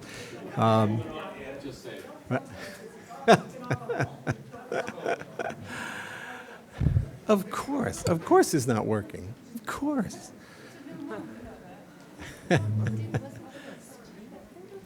No, it was that projector. Yeah, are you sure that didn't do it? Nope, I got nothing. I got nothing.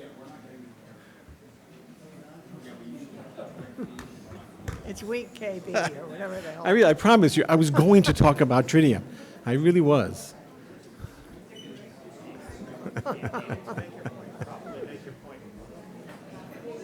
I mean, that's pretty funny. Yeah, I know, but you have to see the graphs. I mean, you have to see the data.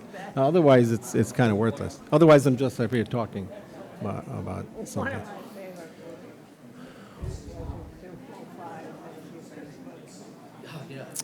Very funny. Any other scientific questions I could answer while we're waiting for this? Yeah, oh, good. I was born in Springfield. I was born in Springfield, Massachusetts. Then moved down to Cranston, Rhode Island, if you know how to pronounce that. Then up to Framingham, outside of Boston. My father moved around a lot with his job, and then back to Providence, and then lived in Mashpee, working at a fruit farm. I don't know if you remember the old fruit farm and on the split in the highway before Hyannis. It's the 1970s, so I guess I'd be forgiven. And then I went to Brown, because I was trying to save money to go to Brown University, which I did, and degrees in geology and biology, and then went out to Caltech to get a PhD in geochemistry and planetary science. I mean, it's just ridiculous. We're going to, until they get this going, why don't we just have some of the public weigh in, and that way you don't have to. Hey, that's good. Oh, it's here. Okay, yes. You had a question. Yeah, you had a question. Oh, get up to the,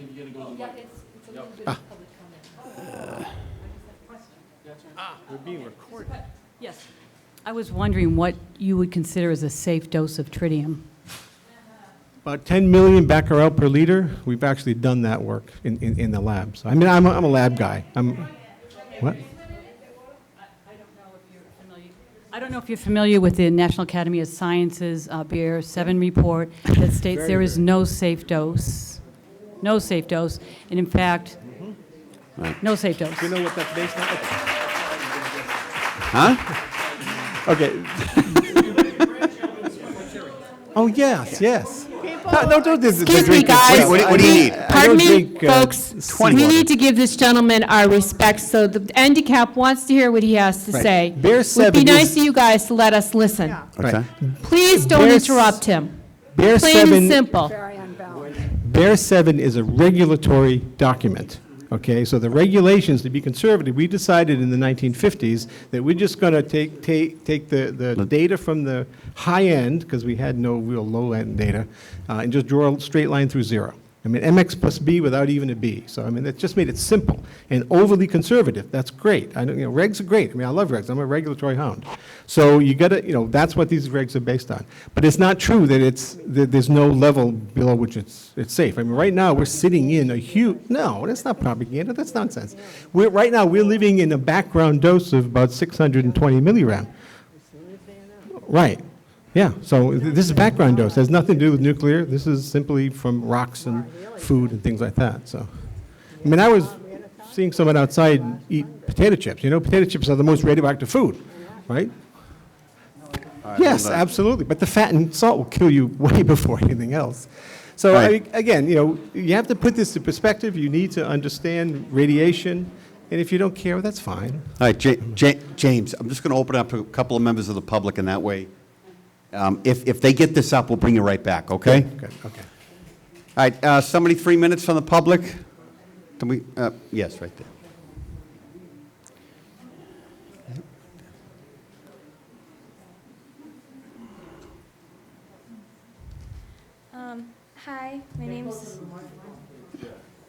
Hi, my name's Olivia Mashad. I'm 21 years old, and I'm a commercial fisherman out of Sandwich. I do scalloping and fish dragging in the winter, lobstering in the summer. And for the fishermen, Especially this year, we're struggling a lot. Slow catch, low prices, extended closures for whales, and now the threat of windmills, but this dumping would shut us down for good. Nobody's going to eat fish or lobster, especially shellfish, that have been caught in radioactive waters.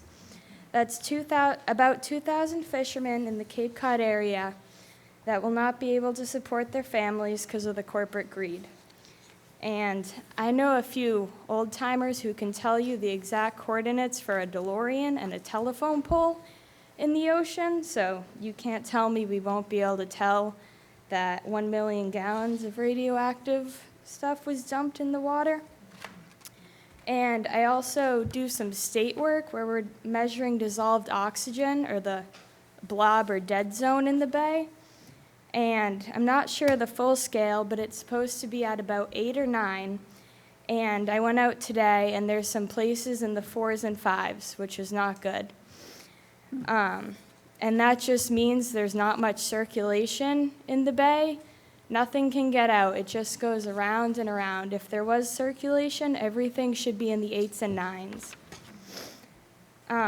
And you said in the very far back meeting, the amount of nuclear waste is safe for an adult. But does that mean it's safe for plankton? The plankton get it in, bigger things eat the plankton, and that amount just builds and builds until it gets to the fish and lobsters that we eat. And one more thing, I read an article, and in New Bedford, they're finishing a $1 billion, 40-year-long cleanup for PCBs from old electronics factories that were shut down because they didn't know any better, but we do. So don't dump.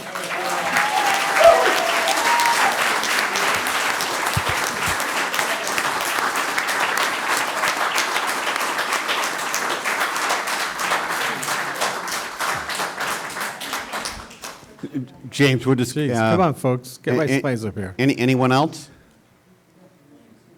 Barry. James, we're just going to give them there until I can get this going. Keith is in there doing something. So, thank you for allowing me to speak. I know a few things about tritium. I was a research scientist for 30-some-odd years at 3 different medical schools. I work with it on a routine basis. We had to go through laboratory safety training for it. For those that aren't familiar with it, the tritium actually gives off beta particles. And certainly you can correct me if I say anything wrong. They are not terribly penetrative. It doesn't usually penetrate the skin, but the danger with tritium comes about when it's ingested or inhaled. At that point, the particles that are given off inside of the body are actually more damaging, and I believe I have a number for that also, than even X-rays are. They can do a lot of damage to DNA once it gets internally. So, that's important to understand. And once they get inside and they do DNA damage, it causes mutations, and a collection of mutations are what usually causes non-hereditary cancer. So there's a lot of things to worry about. There's another thing to worry about, which maybe you can address also. Organically bound tritium is a whole different world. Tritium, once it's released, can bind to organic molecules, lipids, carbohydrates, proteins. Once it does, it is much more likely to hang around for a lot longer than just water-bound tritium. And once that happens, you have to understand also that I think there was a study done by the Lawrence Livermore Laboratory. I'm sure you're familiar with that. Back in 1991, they published a comprehensive review of carcinogenic, mutagenic, and teratogenic effects of tritium exposure, revealed that tritium actually is 1.5 to 5 times more relative biological effectiveness, RBE, or biological change per unit of radiation, which is 1 rad or 0.01 gray, than gamma rays or X-rays. So the problem isn't with the external exposure to water-bound tritium. It's probably not dangerous, as one of our younger members said earlier, only if you inhale it or you ingest it while you're in the water. The problem is, if it becomes organically bound, it gets internalized, it can do massive genetic damage, and it actually can last about, with a biological half-life of about 40 days, as opposed to 10 for non-organically bound tritium. So that's my concern, and I was really concerned because we also found out last time that tritium cannot be removed by any of the filtration processes. And so I assume that whatever is in the tritium right now in that wastewater is going to be at the same levels after the purification process is finished, because there is no way to remove it.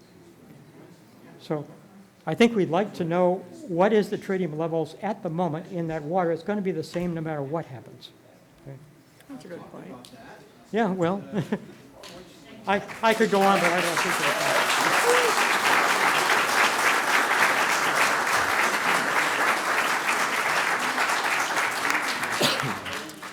Thank you to the NDCAP, and thank you, Olivia, for your remarks. My name is Mark. Mr. Chairman, can we ask people to identify themselves, please? Yes, sure. I was just getting to that. Thank you.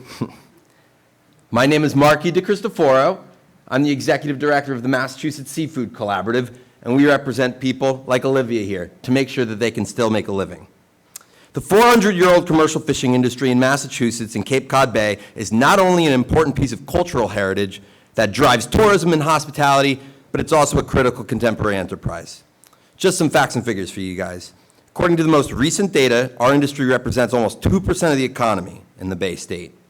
In particular, 5 of the 10 most profitable ports sit right here on Cape Cod Bay, where our communities landed 50,000 plus pounds of catch, accounting for $76 million and thousands of great jobs throughout the region. Our small bays of Duxbury, Kingston, and Plymouth, which sit in the immediate vicinity of the Pilgrim plant, are the most productive breeding grounds for eastern oysters in the entire Commonwealth, with more than 50 farms that account for $7.7 million annually. I'll just close with this. A recollection of the Fukushima nuclear disaster in 2011. Totally different in type and scale, but it's still instructive. Seafood was once an $11 billion industry in Fukushima, but after the disaster, understandably, its value dropped by 93%. A decade later, the waters and marine life around Fukushima have been deemed eminently safe for human use by the likes of individuals like the esteemed guest we have. Despite this, the seafood industry in Fukushima today is still 90% below its pre-disaster value. Interviews with Japanese fishermen leave no room for speculation as to why they have not been able to rebound almost at all. It's perception. Please do not release this water into our bay. Our livelihoods depend on it. Thank you.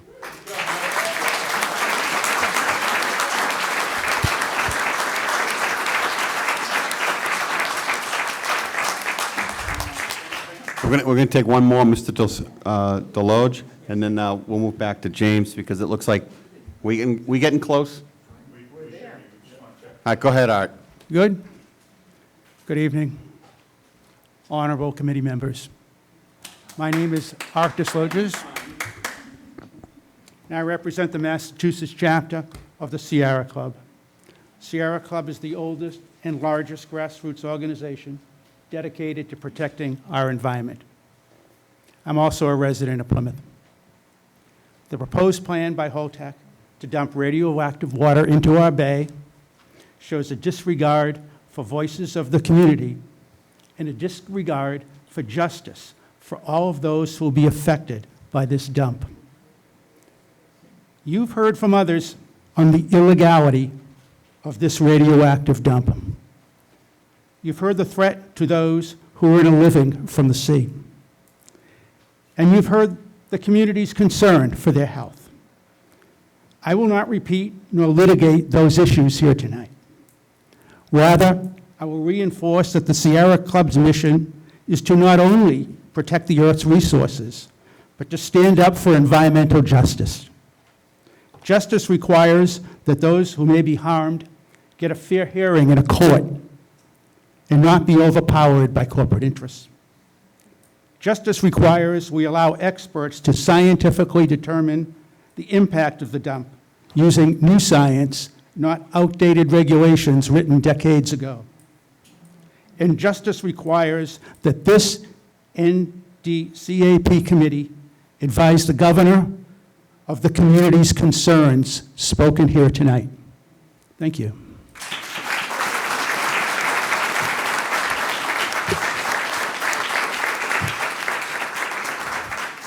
James, you're up.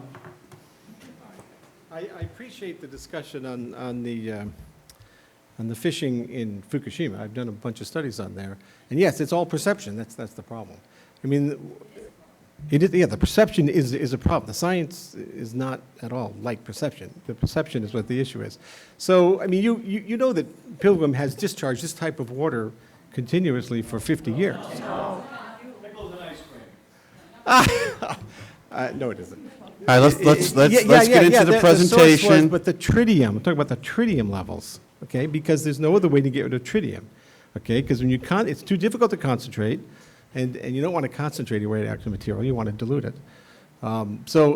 Again, but okay, let's get to tritium. What? That tritium has been being released. Oh, yeah, of course. It has been. Throughout the world, every single reactor releases tritium after they've cleaned everything else out of it, because you can't get it out of water. You don't want to get it out of water. And I'll talk to why that's the case. You don't want to take it out of water. It's too difficult, it takes too much energy. Only in the laboratory can you get the concentrations of tritium high, okay? And it doesn't concentrate up the food chain like other things like strontium and plutonium and things like that. It's the only one that dilutes up the food chain.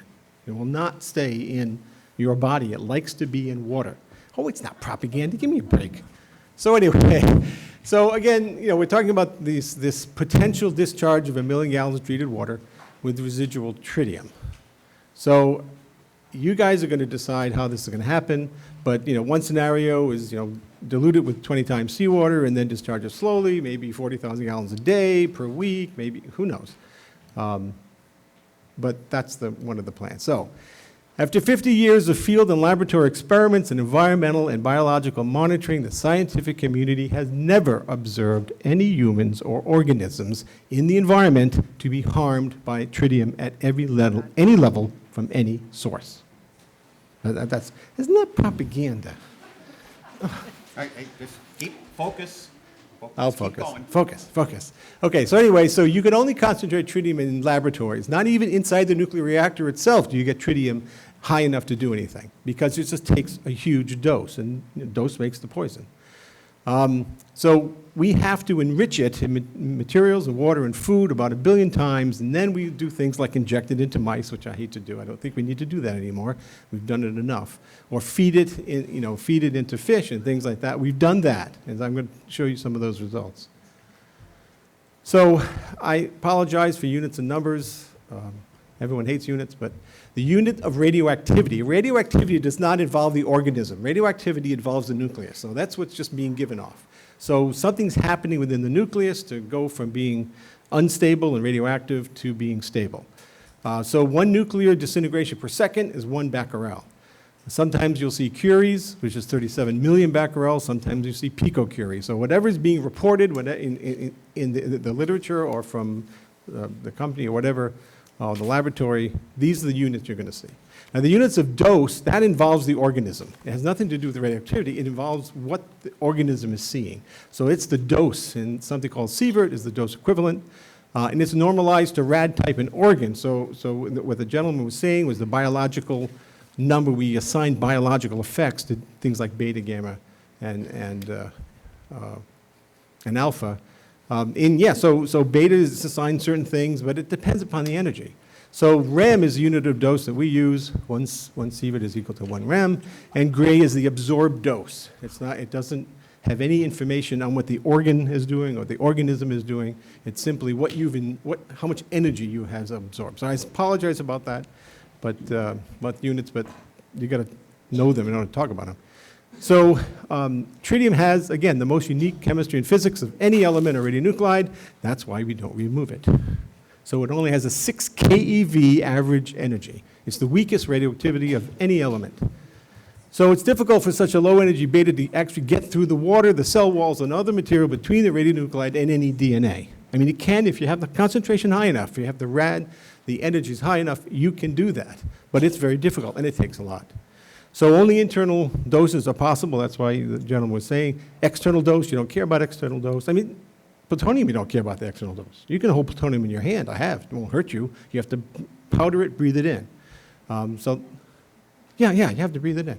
So the energy mostly gets dispersed. I say this, get too nerdy here, within the electron clouds of other molecules like water through inelastic collisions and the Bremsstrahlung effect, forget that, which turns kinetic energy into non-ionizing EM energy. So it's kind of like, if you have an electric vehicle or hybrid, when you step on the brake, you're actually converting the kinetic energy of your motion into electricity to charge the battery.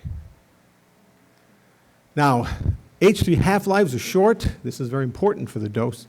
The physical decay, the physical half-life is just over 12 years, 12.3 years. So tritium is constantly decaying. It's constantly, throwing off a beta and then turning into helium-3. And so the half of the material will be gone in 12 years. So half. And the rule of thumb is 7.5 years to background. Okay. Biological half-lives are different, though. That's how long it will stay in your body. So in humans, it's just under 10 days for tritium. For OBT, it's about 20 days. So for fish, it's just over 2 days because they're swimming in water. And thermodynamically, scientifically, whatever you want to call it, energetically, tritium wants to be in water. It likes to be in water. If you put it into tissue by injecting it or eating it or something like that, it will quickly try to get back to water because that's what it wants to be in because it's hydrogen. So, okay, getting ahead of myself here. So tritium does not concentrate up the food chain. Does not concentrate up the food chain. It dilutes up the food chain. Unlike all the other stuff you've heard of, like plutonium. No, it's not propaganda. I mean, I'll talk about this later. Other things do concentrate up the food chain. So plutonium concentrates up the food chain. Strontium concentrates up the food chain. Mercury, lead concentrate up the food chain because they go into fats. Okay? Tritium does not go into fats. It goes into water. And even if you start out in fats, it will immediately go into water. So it will not adversely affect oysters or clams or fish in Cape Cod Bay. That's what you care about. OBT. Now, OBT is a little different. Organically bound tritium also thermodynamically prefers to be in water, but it's slightly slower to leave the tissue because you have to break those bonds that it has with the water in the tissue. Okay, so whenever you have to break bonds, it takes energy, it takes a little bit longer. Again, no documented observation of concentration of the food chain, and I'll show that too. Natural cosmogenic tritium concentrations in seawater about 0.7 becquerel per liter.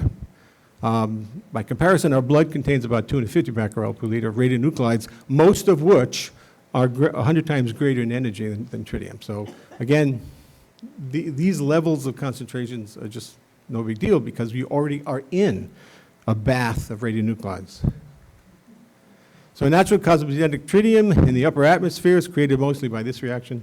It forms about 70 quadrillion becquerels per year, which rains down on surface waters, which we end up drinking or fishing in.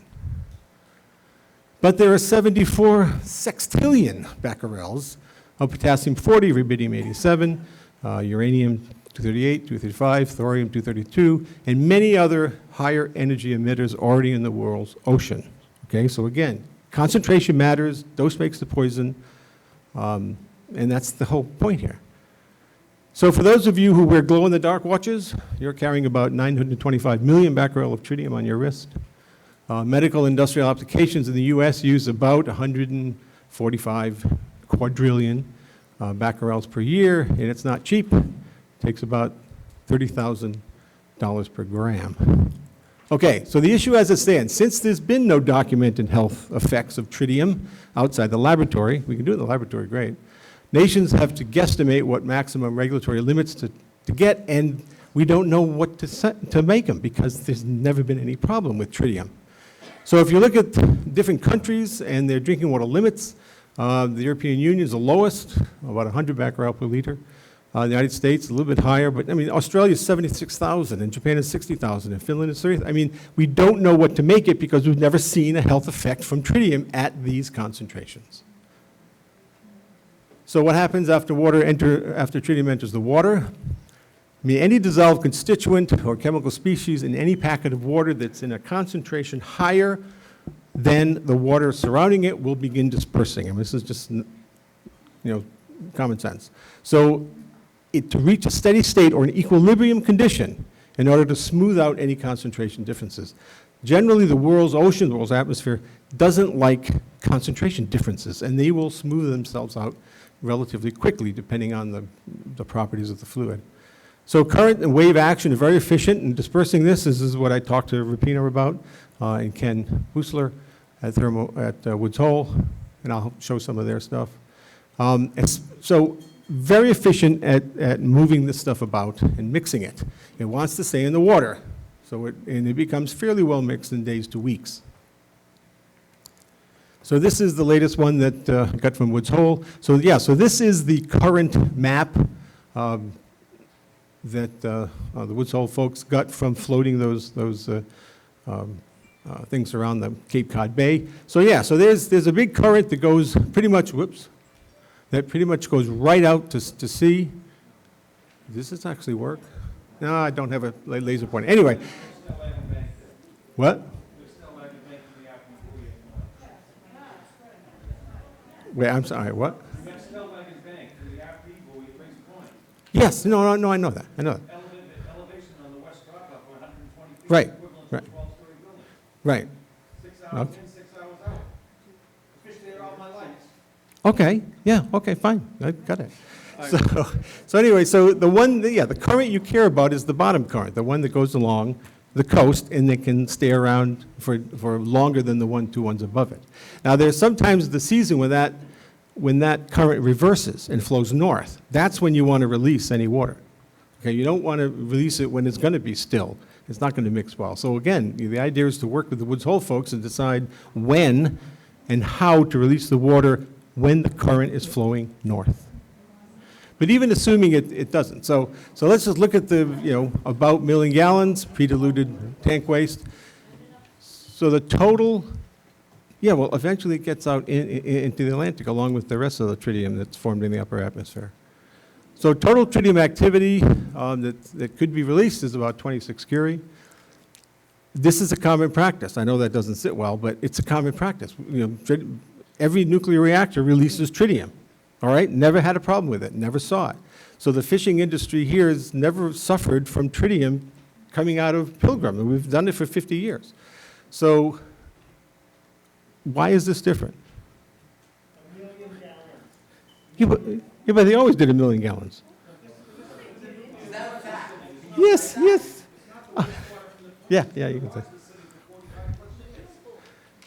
Yeah, I know that. Yeah, but the tritium concentrations are similar. I mean, they're not any different. James, keep going with your presentation, please. Just keep going. Oh, okay. So anyway, so $20 million to legally transport this. Why dump it in an op and screw everybody else? it's not going to screw everyone else. $20 million to do this, and it's screwing all of us, all us commercial fishermen, the locks them in. All right. It isn't. Okay, whatever. All right. Take your grandchildren and your loved ones down to the beach the day of the dump out. See if you drink the water and go eat all our clams. You've been the one drinking all the electricity for 50 years, so why don't you let him finish his presentation so the rest of us at least can learn something? I'm sorry. Hey, ladies and gentlemen, James, don't ask questions, just focus on the presentation. Okay. Yeah, I mean, this is science. You don't like the science, that's fine. I mean, you can pick and choose what science you like, I guess. Yeah, okay. So anyway, if you assume, we'll go through different scenarios. It's well mixed, it's not well mixed. So if it's well mixed, then the effect of putting this into Cape Cod Bay is negligible. So again, but that's if it's well mixed, and it's well below the drinking water standard of 20,000 picocurie per liter. If it's not well mixed, because mixing is never perfect.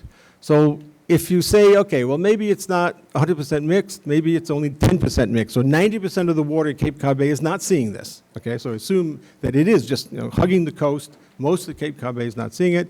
It goes up 0.3 picocurie per liter. still incredibly lower than the drinking water limit. So let's say, okay, well, maybe it's not even 10% mix, maybe it's 1% mix, or 99% of the water does not see this. It's just really tightly along the coast. Okay, it goes up to 21.8 picocurie per liter, still well below drinking water limits. So, okay, well, how about 1/10 of 1% only is mixed, and 99.9% is not mixed. It goes up a little bit, but you can keep playing this game and say, how much mixing do you get?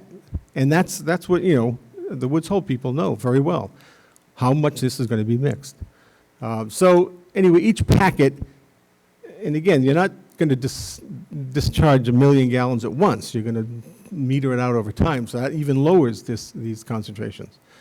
It's hard to envision a scenario where you get anywhere near the drinking water limit. There's just not enough tritium. Now, however, all the other radionuclides in seawater are about 350 picocurie per liter, mostly from potassium-40, rubidium-87, and others. And from these, you know, others, unlike tritium, they can theoretically concentrate up the food chain, but we never see that happen because it has to be in high enough concentration to do that. Okay, so at some point, the tritium will get fairly mixed. It may take a day, may take a week, may take 3 weeks. But so this is the worst case. So say, again, 1/10 of 1% of Cape Cod Bay sees it, 99.9% of the water never sees it. So you're at about 1.8 becquerel per liter. And again, if you compare that to the drinking water limits of any country, it's really far below that. That's all. Oh, God. Sorry, I hate this. I'm sorry, it's a complex thing. I didn't think it'd be this far away. This is a line log plot of tritium activity, biological effects, and regulations. If you look at the bottom left, where it says 1 becquerel, if you go along any of these lines, it increases by a factor of 10. If you go up, each line above it is a factor of 10. So it's the only way to get all this information in one graph. So again, the background levels are down there at 0.7. The kind of the worst case transient levels of tritium, assuming really bad mixing, is 2 becquerel per liter. It's also right next to it on the bottom line. You have to go up an order of magnitude, line above, and then an order of magnitude line above that to start getting into the regulatory limits. Then you go up 3 orders of magnitude, 3 factors of 10, which is 1,000, to get to the edge of the regulatory space. Then you have to go up another couple of orders of magnitude to get to the point where all of the experiments we've done in the laboratory with animals, we've never seen any detectable cancer or life shortening below 37 million becquerel per liter. And you can't get that in nature. I mean, you couldn't even get that in the reactor. Then you have to go up another order of magnitude to 100 million becquerel per liter before you start seeing cell effects, cell killing, cell mutations, aberrations. No death yet, but you start seeing cellular effects. Then you go up another order of magnitude to 1 billion, and another order of magnitude to 10 billion before you start get life shortening and you start killing things. So again, I mean, you're talking an awful lot of dose, and you just can't get that dose in nature. No, I'm talking about animals. I mean, people can get it too. Oh, yeah, yeah. Not particularly. We're a pretty complex creature. Okay. Right. No, it doesn't go on. Tritium does not concentrate up the food chain. I mean, other things like strontium-90, cesium-137, plutonium, those concentrate up the food chain. But tritium does not, because it wants to immediately come out. But good segue. Let me talk about that. So if you then switch from, see, this is radiation, this is dose. So same kind of line log plot, I apologize. So after discharging, the worst case mixing, the dose to anyone who's actually in this water, drinking this water, is less than 0.1 microsieverts per year. So again, you have to go up another order of magnitude to get to the regulatory environment. Then you go up another 2 orders of magnitude to get to the regulations and guidelines, DOE low dose program. Workers like me, rad workers, can get up to 50 millisieverts, which is 50,000 microsieverts. And then you go up again to get to the edge of background radiation on Earth, which is about 10 which is about 10 rem per year, or 0.1 sievert per year. And then, and then we don't see any increased cancer rates in those places that have really high natural background, and we've looked quite a bit. Then you get into cancer epidemiology, and how we use radiation to kill cancers and tumors, and then you're up in the 10 sieverts, 100 sieverts. So again, when you're way down there in the first line, you're so far below anything that we ever see for tritium. We see other things for other radionuclides, but tritium is different. You can ask your question. Above regulatory limits, yeah. I mean, you scrub everything you come out. Well, there's water molecules. There's some iron in there. Let's let him finish, and you can get up and ask your question. Continue. You can't. I mean, again, when I was mentioning the seawater itself is already radioactive. It's just it's really low concentration. I mean, you can't get rid of you cannot get rid of radioactivity. We're sitting in it. We're swimming in it. All right, let's keep going. Okay. Okay, sorry. So anyway, so if you look at what tritium in organically bound tritium, tritiated water, organically bound tritium, in things which are natural and have nothing to do with releases from nuclear facilities or anything else, you just take a salad, you live in Kentucky, and you take a salad and you look at it. It has mostly tritiated water and only a little bit of organically bound tritium. Now, each of these things come about as a result of the metabolism of the organism that you're using to make your cereal, whether it's wheat or oats or that kind of thing. And grains actually concentrate organically bound tritium more than others. Milk doesn't, meat a little bit, and mussels don't. So mussels and clams do not concentrate OBT that much, which is nice. Well, that, of course, that much, yeah, that much. I'm sorry I used a technical term, that much, but that much matters, all right? Because we're talking about relative. Again, you cannot take every element out of water and have just pure water. You can't do that.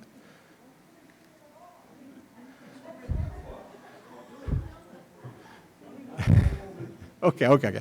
So this is the kind of stuff you really want to see. So this is, tritiated water was introduced into an experimental freshwater pond with carp, clams, crayfish, pondweed, sediments for 8 months. So you grew all these organisms in this tritiated water that was highly tritiated, up to 37,000 becquerel per liter, and you left them eat, sit there, live, eat, everything else for 8 months. And then you monitored them for that 8 months, and then you took away the tritiated water and put in fresh water and see how long it took them to eliminate the tritium from their systems. And it was both, tritiated water as well as organically bound tritium. So we can talk about the experimental setup if you want later, but whatever. So they did that to figure out how organisms hold on or incorporate tritium in their bodies, whether tritiated water, whether tritiated tissue, things like that. So the organically bound tritium ratio to the tritiated water in clams was very low, so that's good.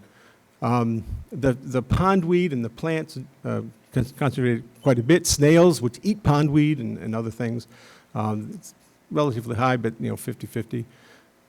Crayfish, carp are all below 50-50. Now, when you replace the water with fresh water, then the tritium very quickly came out. I mean, 30 days. Actually, this is only the first data point, so it's kind of hard to see. And it's nice to see the clam mussel came out right away. So it does not hold on to tritium very long. Now, another experiment in where we did really high concentrations, tritium deuterated water, heavy water, deuterated water, and organically bound tritium. And we bound this now to amino acids like alanine, proline, and glycine, because that's organically bound tritium, and then fed that to these mice. I hate we use mice, but you got to do it. So they were, so again, this is the setup of the experimental setup, if you wanted to know. But we used, 10,000 becquerel per liter, 1 million becquerel per liter, or 20 million becquerel per liter, both tritiated water and organically bound tritium. So for the toxicity studies in which mice were exposed to tritium for 28 days at the levels of 1 million becquerel per liter, the cumulative body radiation doses were 1 milligray, which is nothing, and 1.4 milligray for OBT. So, I mean, you get that every day. You get a milligray every day. I'm sorry, every year. So a difference of only 27% between OBT and HDO. What?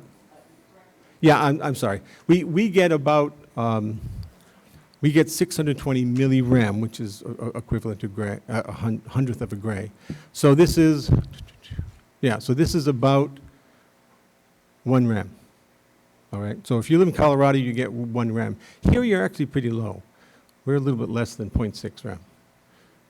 But again, if you move to Colorado, you'll get a significant dose. I'm not sure we should make that illegal, but I guess, okay, never mind. So not much difference between tritiated water and organically bound tritium. This is the whole point. Everyone worries about organically bound tritium, but it doesn't behave that differently. A little bit differently, but not that differently.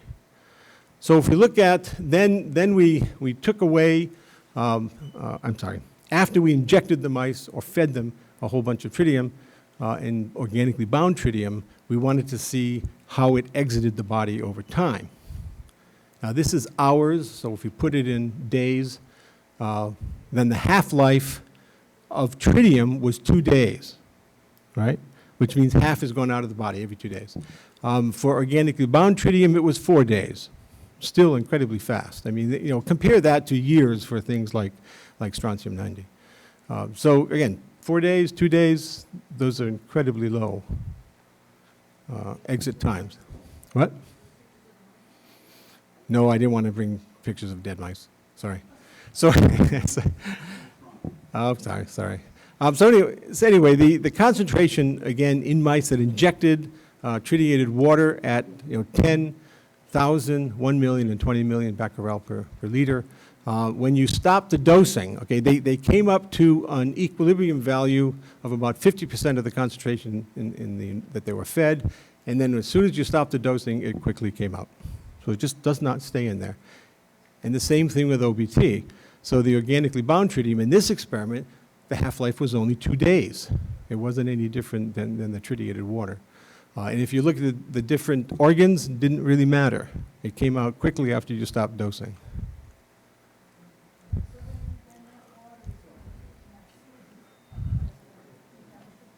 No, it won't. It'll get into the ocean. That's the whole bit. It's in the ocean. And there's a lot of tritium in the ocean. I mean, again, 70 quadrillion becquerels rains out every year from the upper atmosphere. I mean, you're going to have tritium in the ocean. All right, so these amounts, the total amounts of tritium are low compared to the tritium already in Cape Cod Bay, already in the ocean, or in any seawater, and millions of times less than the amount of concentrations required to harm sea life or human life. I mean, dose makes the poison. So although not necessary, again, you can discharge the water as slow as you want in a controlled manner. Do it when the currents are going north so that it exits into the Atlantic Ocean very quickly. And again, we do this at every nuclear power plant in the world for the last 50 years, and we've never had a problem. Well, that's a legal issue. I'm not a lawyer. Okay, I'm just a scientist. Okay. All right, so just to sum up here, the uptake of tritium in all biota is fairly rapid, and the elimination is about as rapid. The binding of tritium to become organically bound tritium is highly variable among organisms, but mollusks and clams and oysters bind the least. Elimination of organically bound is slower than tritiated water, but not that slow. And acute and chronic doses to humans in the environment are hundreds of times less than regulatory limits and millions of times less than the levels needed to adversely affect human health and animal health. So yeah, so perception is important, but the science is important too. Okay, so estimates of the maximum dose from this water to the public are less than 1 millirem per year. And if you want to look at 1 millirem per year, this is the normal annual exposure from natural radiation. It's about 620 millirem per year. It's up from 360 millirem per year because of medical procedures in this country, which has saved tons of lives. But okay, so add to background radiation, but background never causes a problem. So if you look down, you know, consumer products, you know, I just, you know, flew out here from the West Coast, and I got 4 millirem per year. And this water release is going to give you less than 1 millirem per year. So, and I work in nuclear labs. So again, if you move to Denver, you're going to get 50 millirem extra a year. So I wouldn't recommend it. Good. What? A higher background radiation. So you're a higher level, so cosmic rays are a little stronger. They also have a lot more granite and other things that include uranium, thorium, and other radionuclides. Tritiated water. Right. And OBT is organically bound tritium. Okay. All right. I've already had a lot of questions, but I'll take more. Did you want to go up and introduce yourself and ask a question? Are you okay? What do you think? Actually, Right here. Okay, all right. Anybody, John? a couple of questions from the public for James, anybody? John, Who's John? Who's? John, I have a question. Oh, Thank you. Mary, go ahead. Thank you. Sorry.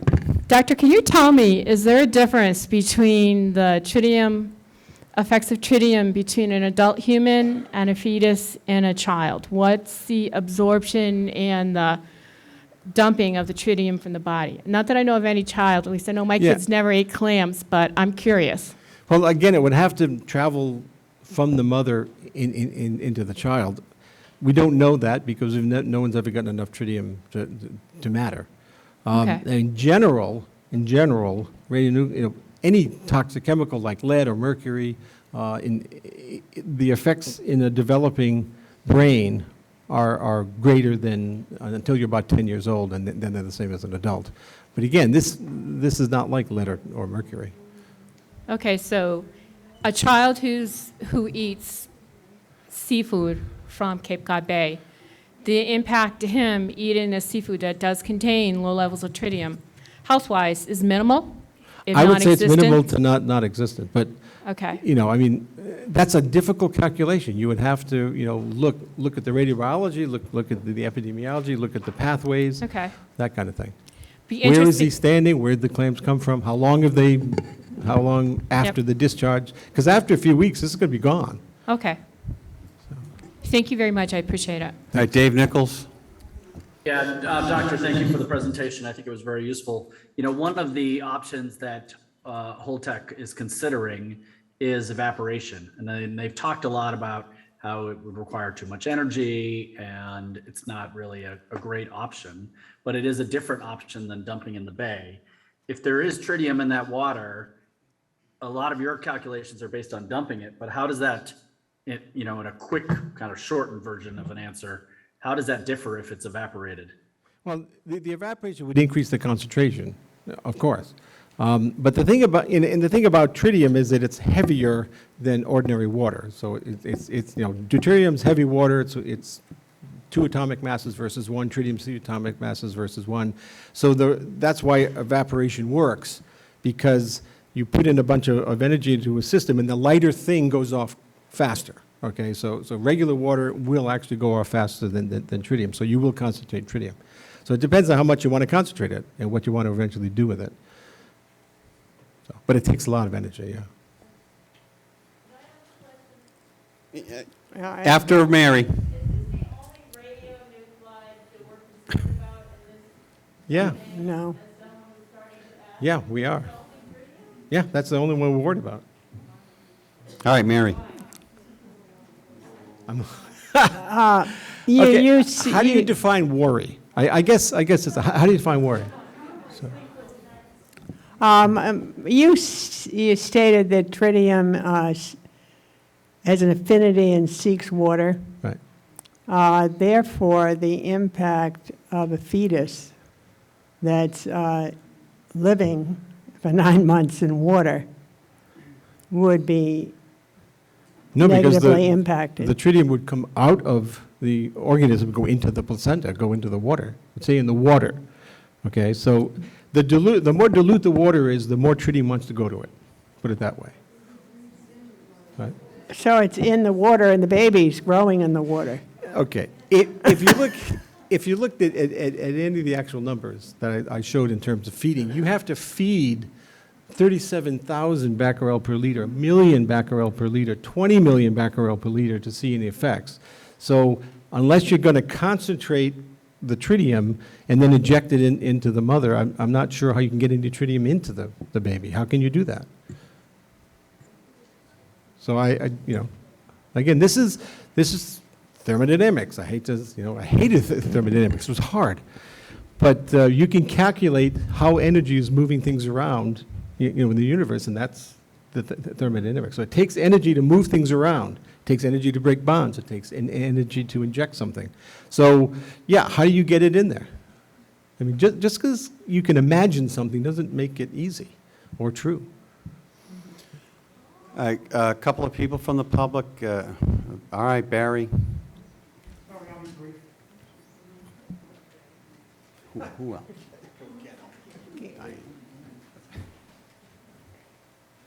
Actually, we could enjoy having coffee together and discussing these things. I just want to quickly summarize a paper that was in Journal of Environmental Radioactivity in 2013 in January. Title is Bioaccumulation of Tritiated Water in Phytoplankton and Trophic Transfer of the Organically Bound Tritium to the Blue Mussel, Mytilus edulis. Doesn't matter what it is. So this was a laboratory experiment. It wasn't out in the open ocean. So what they did was they fed phytoplankton tritiated water, and it looks like it was 10 million becquerels per liter, so it was a pretty high dose. And then they fed the phytoplankton to the blue mussels, and they found that the blue mussels took up a fairly large amount of the phytoplankton and incorporated that tritium into their tissues as organically bound tritium. So the accumulation in this pathway seems to indicate that there's a persistence and a potential for biomagnification and increased toxicity of organic tritium, which increases with the potential impact on the environment following a release of tritiated water. So this seems to contradict, but it was a laboratory experiment. That's an older paper. It doesn't contradict it at all. Because you were using millions of becquerel. Yeah, and so if you inject something with 1 million becquerel per liter, this stuff is not near that. It's going to be incorporated, absolute, no question. Now, did they mention how quickly it desorbed? No, they didn't go into that. Okay. Well, it's probably about 4 days. Yeah. But, Jack, did you have a question? I missed the comment. Sure. I wanted to know what was the dates of the paper. I saw the paper and the presentation was from 2017. What was the date of the reference paper? This paper was published in January of 2013. It has since been cited at least 20 times by more recent papers. Good, that's good information, thank you. Okay. the fact it was 2013, 2017, those are both great. I mean, those are good dates. I mean, there's not a problem there. And they don't really, they were looking at different things. So that it's apples to oranges. It's kind of hard to compare them. As you know, most epidemiology studies are really difficult and hard to compare because you can't control things very well. The one other thing that's kind of concerning is it's known that oysters actually filter somewhere around 30 to 50 gallons of water per day. And if they're filtering that amount of water every day, and this phytoplankton that carry tritium that they are actually filtering, they're going to incorporate quite a bit, even though it may be excreted. It'll be excreted quickly, and again, not 1 million becquerel per liter. But yeah, so again, that's okay. How long is this tritium going to be available to the biota in Cape Cod Bay, and how quickly will they get rid of it? No, not forever. Okay.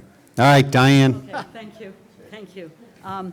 I'm going to send you all that a report that Ken Busley, I'm glad you brought him up. Ken Busley, he's great, from WHOI, who talked about the radionuclides released at Fukushima and talks about the organically bound tritium and how it bioaccumulates up the food chain, and that's a serious issue. So I will share that all with you folks. Also. It does not. No, I'm just saying this is, I didn't say it, Ken Buessler from Who He did. And I'll send you the report, Jack, so if you want to have a conversation with Ken, that would be great. But I'm just sharing. There's Okay. multiple studies that tritium does not bioaccumulate up the food chain. The other difference is these experiments are millions and millions of times higher concentrations of tritium. So that studies it just does not make sense. This is not a science issue. This is a public perception issue of the impact on the Cape Cod Bay community. Okay, So well, then it's maybe not a you should have strong that. argument to argue the science. It's the perception is that if Holtec chooses to put this water into the bay, there's an adverse potential economic impact from doing so. Okay, I'm not arguing, I'm just reiterating what I read Ken Buessler write in a report to the people of Japan, to the Japanese government, talking about organically bound tritium and the dangers of it bioaccumulating. So I'll send it to you. Okay, I'm just telling you. All right. And the other thing is too, that the Environmental Protection Agency has a maximum contaminant level goal, a goal for radionuclides, any of them, to be 0. So that's the goal. But I just wanted to ask, are you familiar with the International Atomic Energy Agency's stance on tritium? Okay. In their report on the management, and I'll send this to you guys too, on their management of waste containing tritium and carbon-14, the general principles for setting limits for the release of radionuclides from nuclear facilities. And they conclude, special attention must be paid to the disposal of tritiated waste.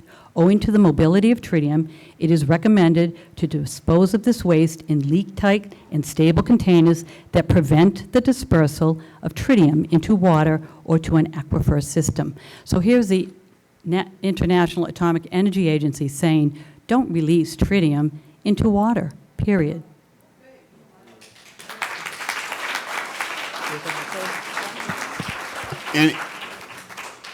Anyone else before Mr. Land? Go ahead, ma'am.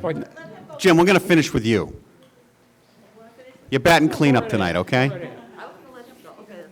My name is No, we're Pat gonna- Watson. I'm sorry. My name is Pat Watson, live in East Bridgewater. Are we really, really talking about safe or unsafe levels of tritium? Really? Do you listen to yourself? We don't, we know there really isn't a maximum, minimum. We don't know. We know that agencies, as Diane said, you don't want it in your water, you don't want it in your soil. Can you escape it? We live in a very highly chemical world. We know it's there. It's been around for decades. Do you really want to release more on purpose? Do you listen? Is anybody listening to this? How logical can you even be? How can you call yourself a scientist? That's insulting, and you're insulting us. All right. Is Ben Cronin still here? Wait, All right. it rains down on us every year. I mean, a lot more than we're talking about. All right. James, wrap it up. Okay. First of all, I know Ken. I talked to him last week. I mean, he's not concerned with tritium. He's concerned with strontium, cesium, and the other radionuclides because those are the ones that actually bioaccumulate. Those bioaccumulate. The others, tritium does not. All right. Sure. Thank you, John. James, 90 seconds. No. Basically, I sent to every member of the panel, to the press, and to everyone on very extensive lists, what I had hoped to be able to say tonight to explain to the doubters in this panel why Holtec's dumping is simply illegal. What we've heard tonight is extraordinarily interesting.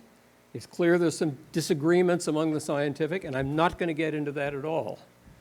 But what you also basically heard tonight was why this explanation may be Exhibit 1 in the Attorney General's suit to prevent Holtec from dumping. Why? Because Holtec and the doctor are very clear. There will be non-radioactive pollutants released.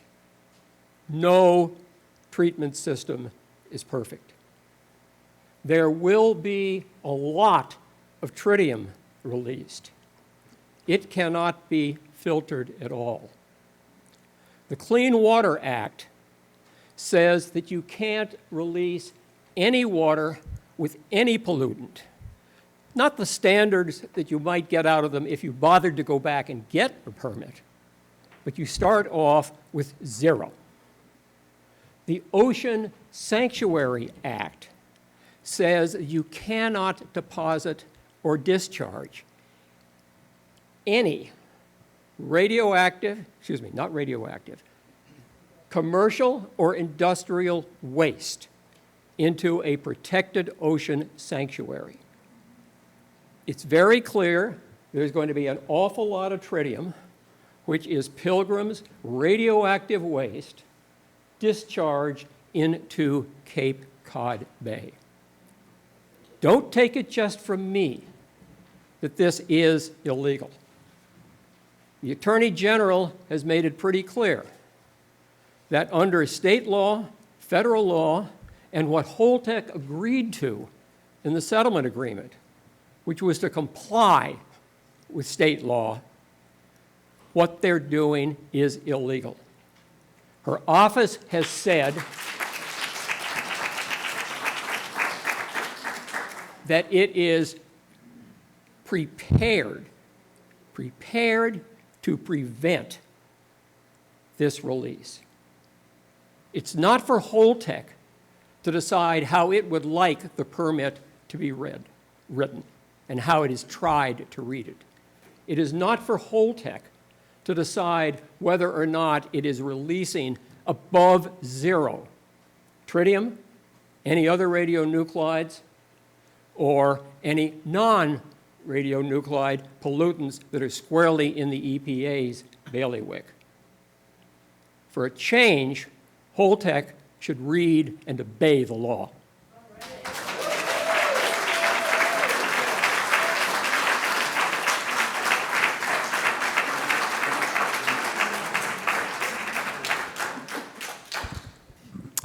Thank you, Mr. Chair, and thank you to the honorable members. My name is Dr. Benjamin Cronin. I live in Duxbury, grew up and reside there. I'm an historian of southeastern Massachusetts by background, and I wrote my doctoral dissertation on the preservation of the commons in the several towns of early Plymouth County. I'll keep the historical stuff to a minimum. I'd just like to reiterate and recapitulate Attorney Lampert's points.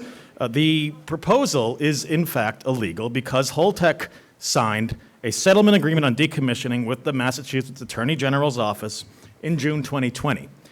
One of the stipulations of that agreement, which is a contract, and again, I'm not an attorney, but I have spoken with one that you've heard from, that, quote, Holtec shall comply with all applicable environmental and human health-based standards and regulations of the Commonwealth, end quote. So clearly, the kind of dumping proposed by Holtec is in fact prohibited by Massachusetts laws and regulations, as well as laws and regulations of the United States, particularly the Ocean Sanctuary Act, which at 15.4, where Jim just quoted, does not draw any distinction between processed or unprocessed or radiological or not radiological. It just says waste. It's a late evening, and so I'll try to forward this a little bit.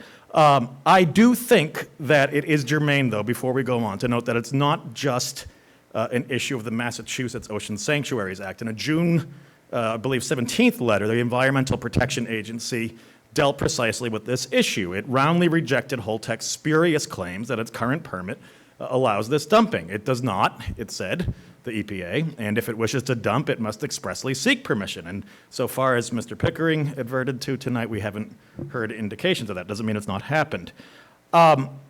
So I think it's clear that the legal case that Attorney General Healy's office should bring should be asking for injunctive relief of some kind. Again, not an attorney, but this is my understanding. I did want to note, and I give Dr. Conca credit, I know I've been addressing hostile audiences before, so I give him credit for that. I don't know that his presentation had the calming effect that it was intended to. I would like to read into the record a quote from the morning of March 11th, 2011, which was the date of the Fukushima catastrophe in Japan. That morning, Dr. Conca, among other nuclear industry experts and advocates, addressed the committee of the Washington State Legislature, the House. On that morning, according to a report by Erica C. Barnett in the March 17, 2011 edition of Seattle Met, a Washington State publication, Dr. Conca said, and I don't know if this is correct, but this is the report that is publicly available. Dr. Conca is quoted as saying, quote, "I'm very happy that Japan has 26% nuclear, because those will not be the problems. When you see the pictures of things burning in Japan, it won't be nuclear. It'll be the gas-fired power plants and things like that. Nuclear is no problem at all." End quote. So, again, with respect to Dr. Conca, and I give him credit for addressing a hostile audience, that does not greatly reassure many of the people in this room.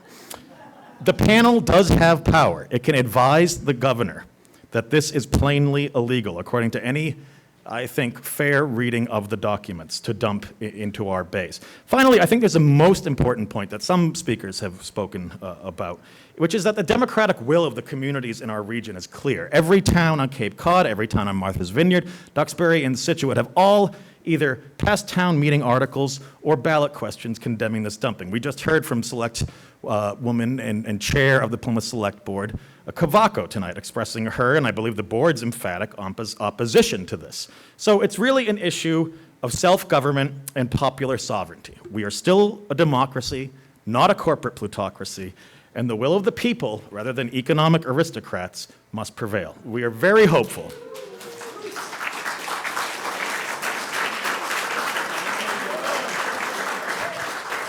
We are very hopeful that the Attorney General's office is listening, watching, and taking the necessary steps to halt Holtec and to save our bay. Thank you.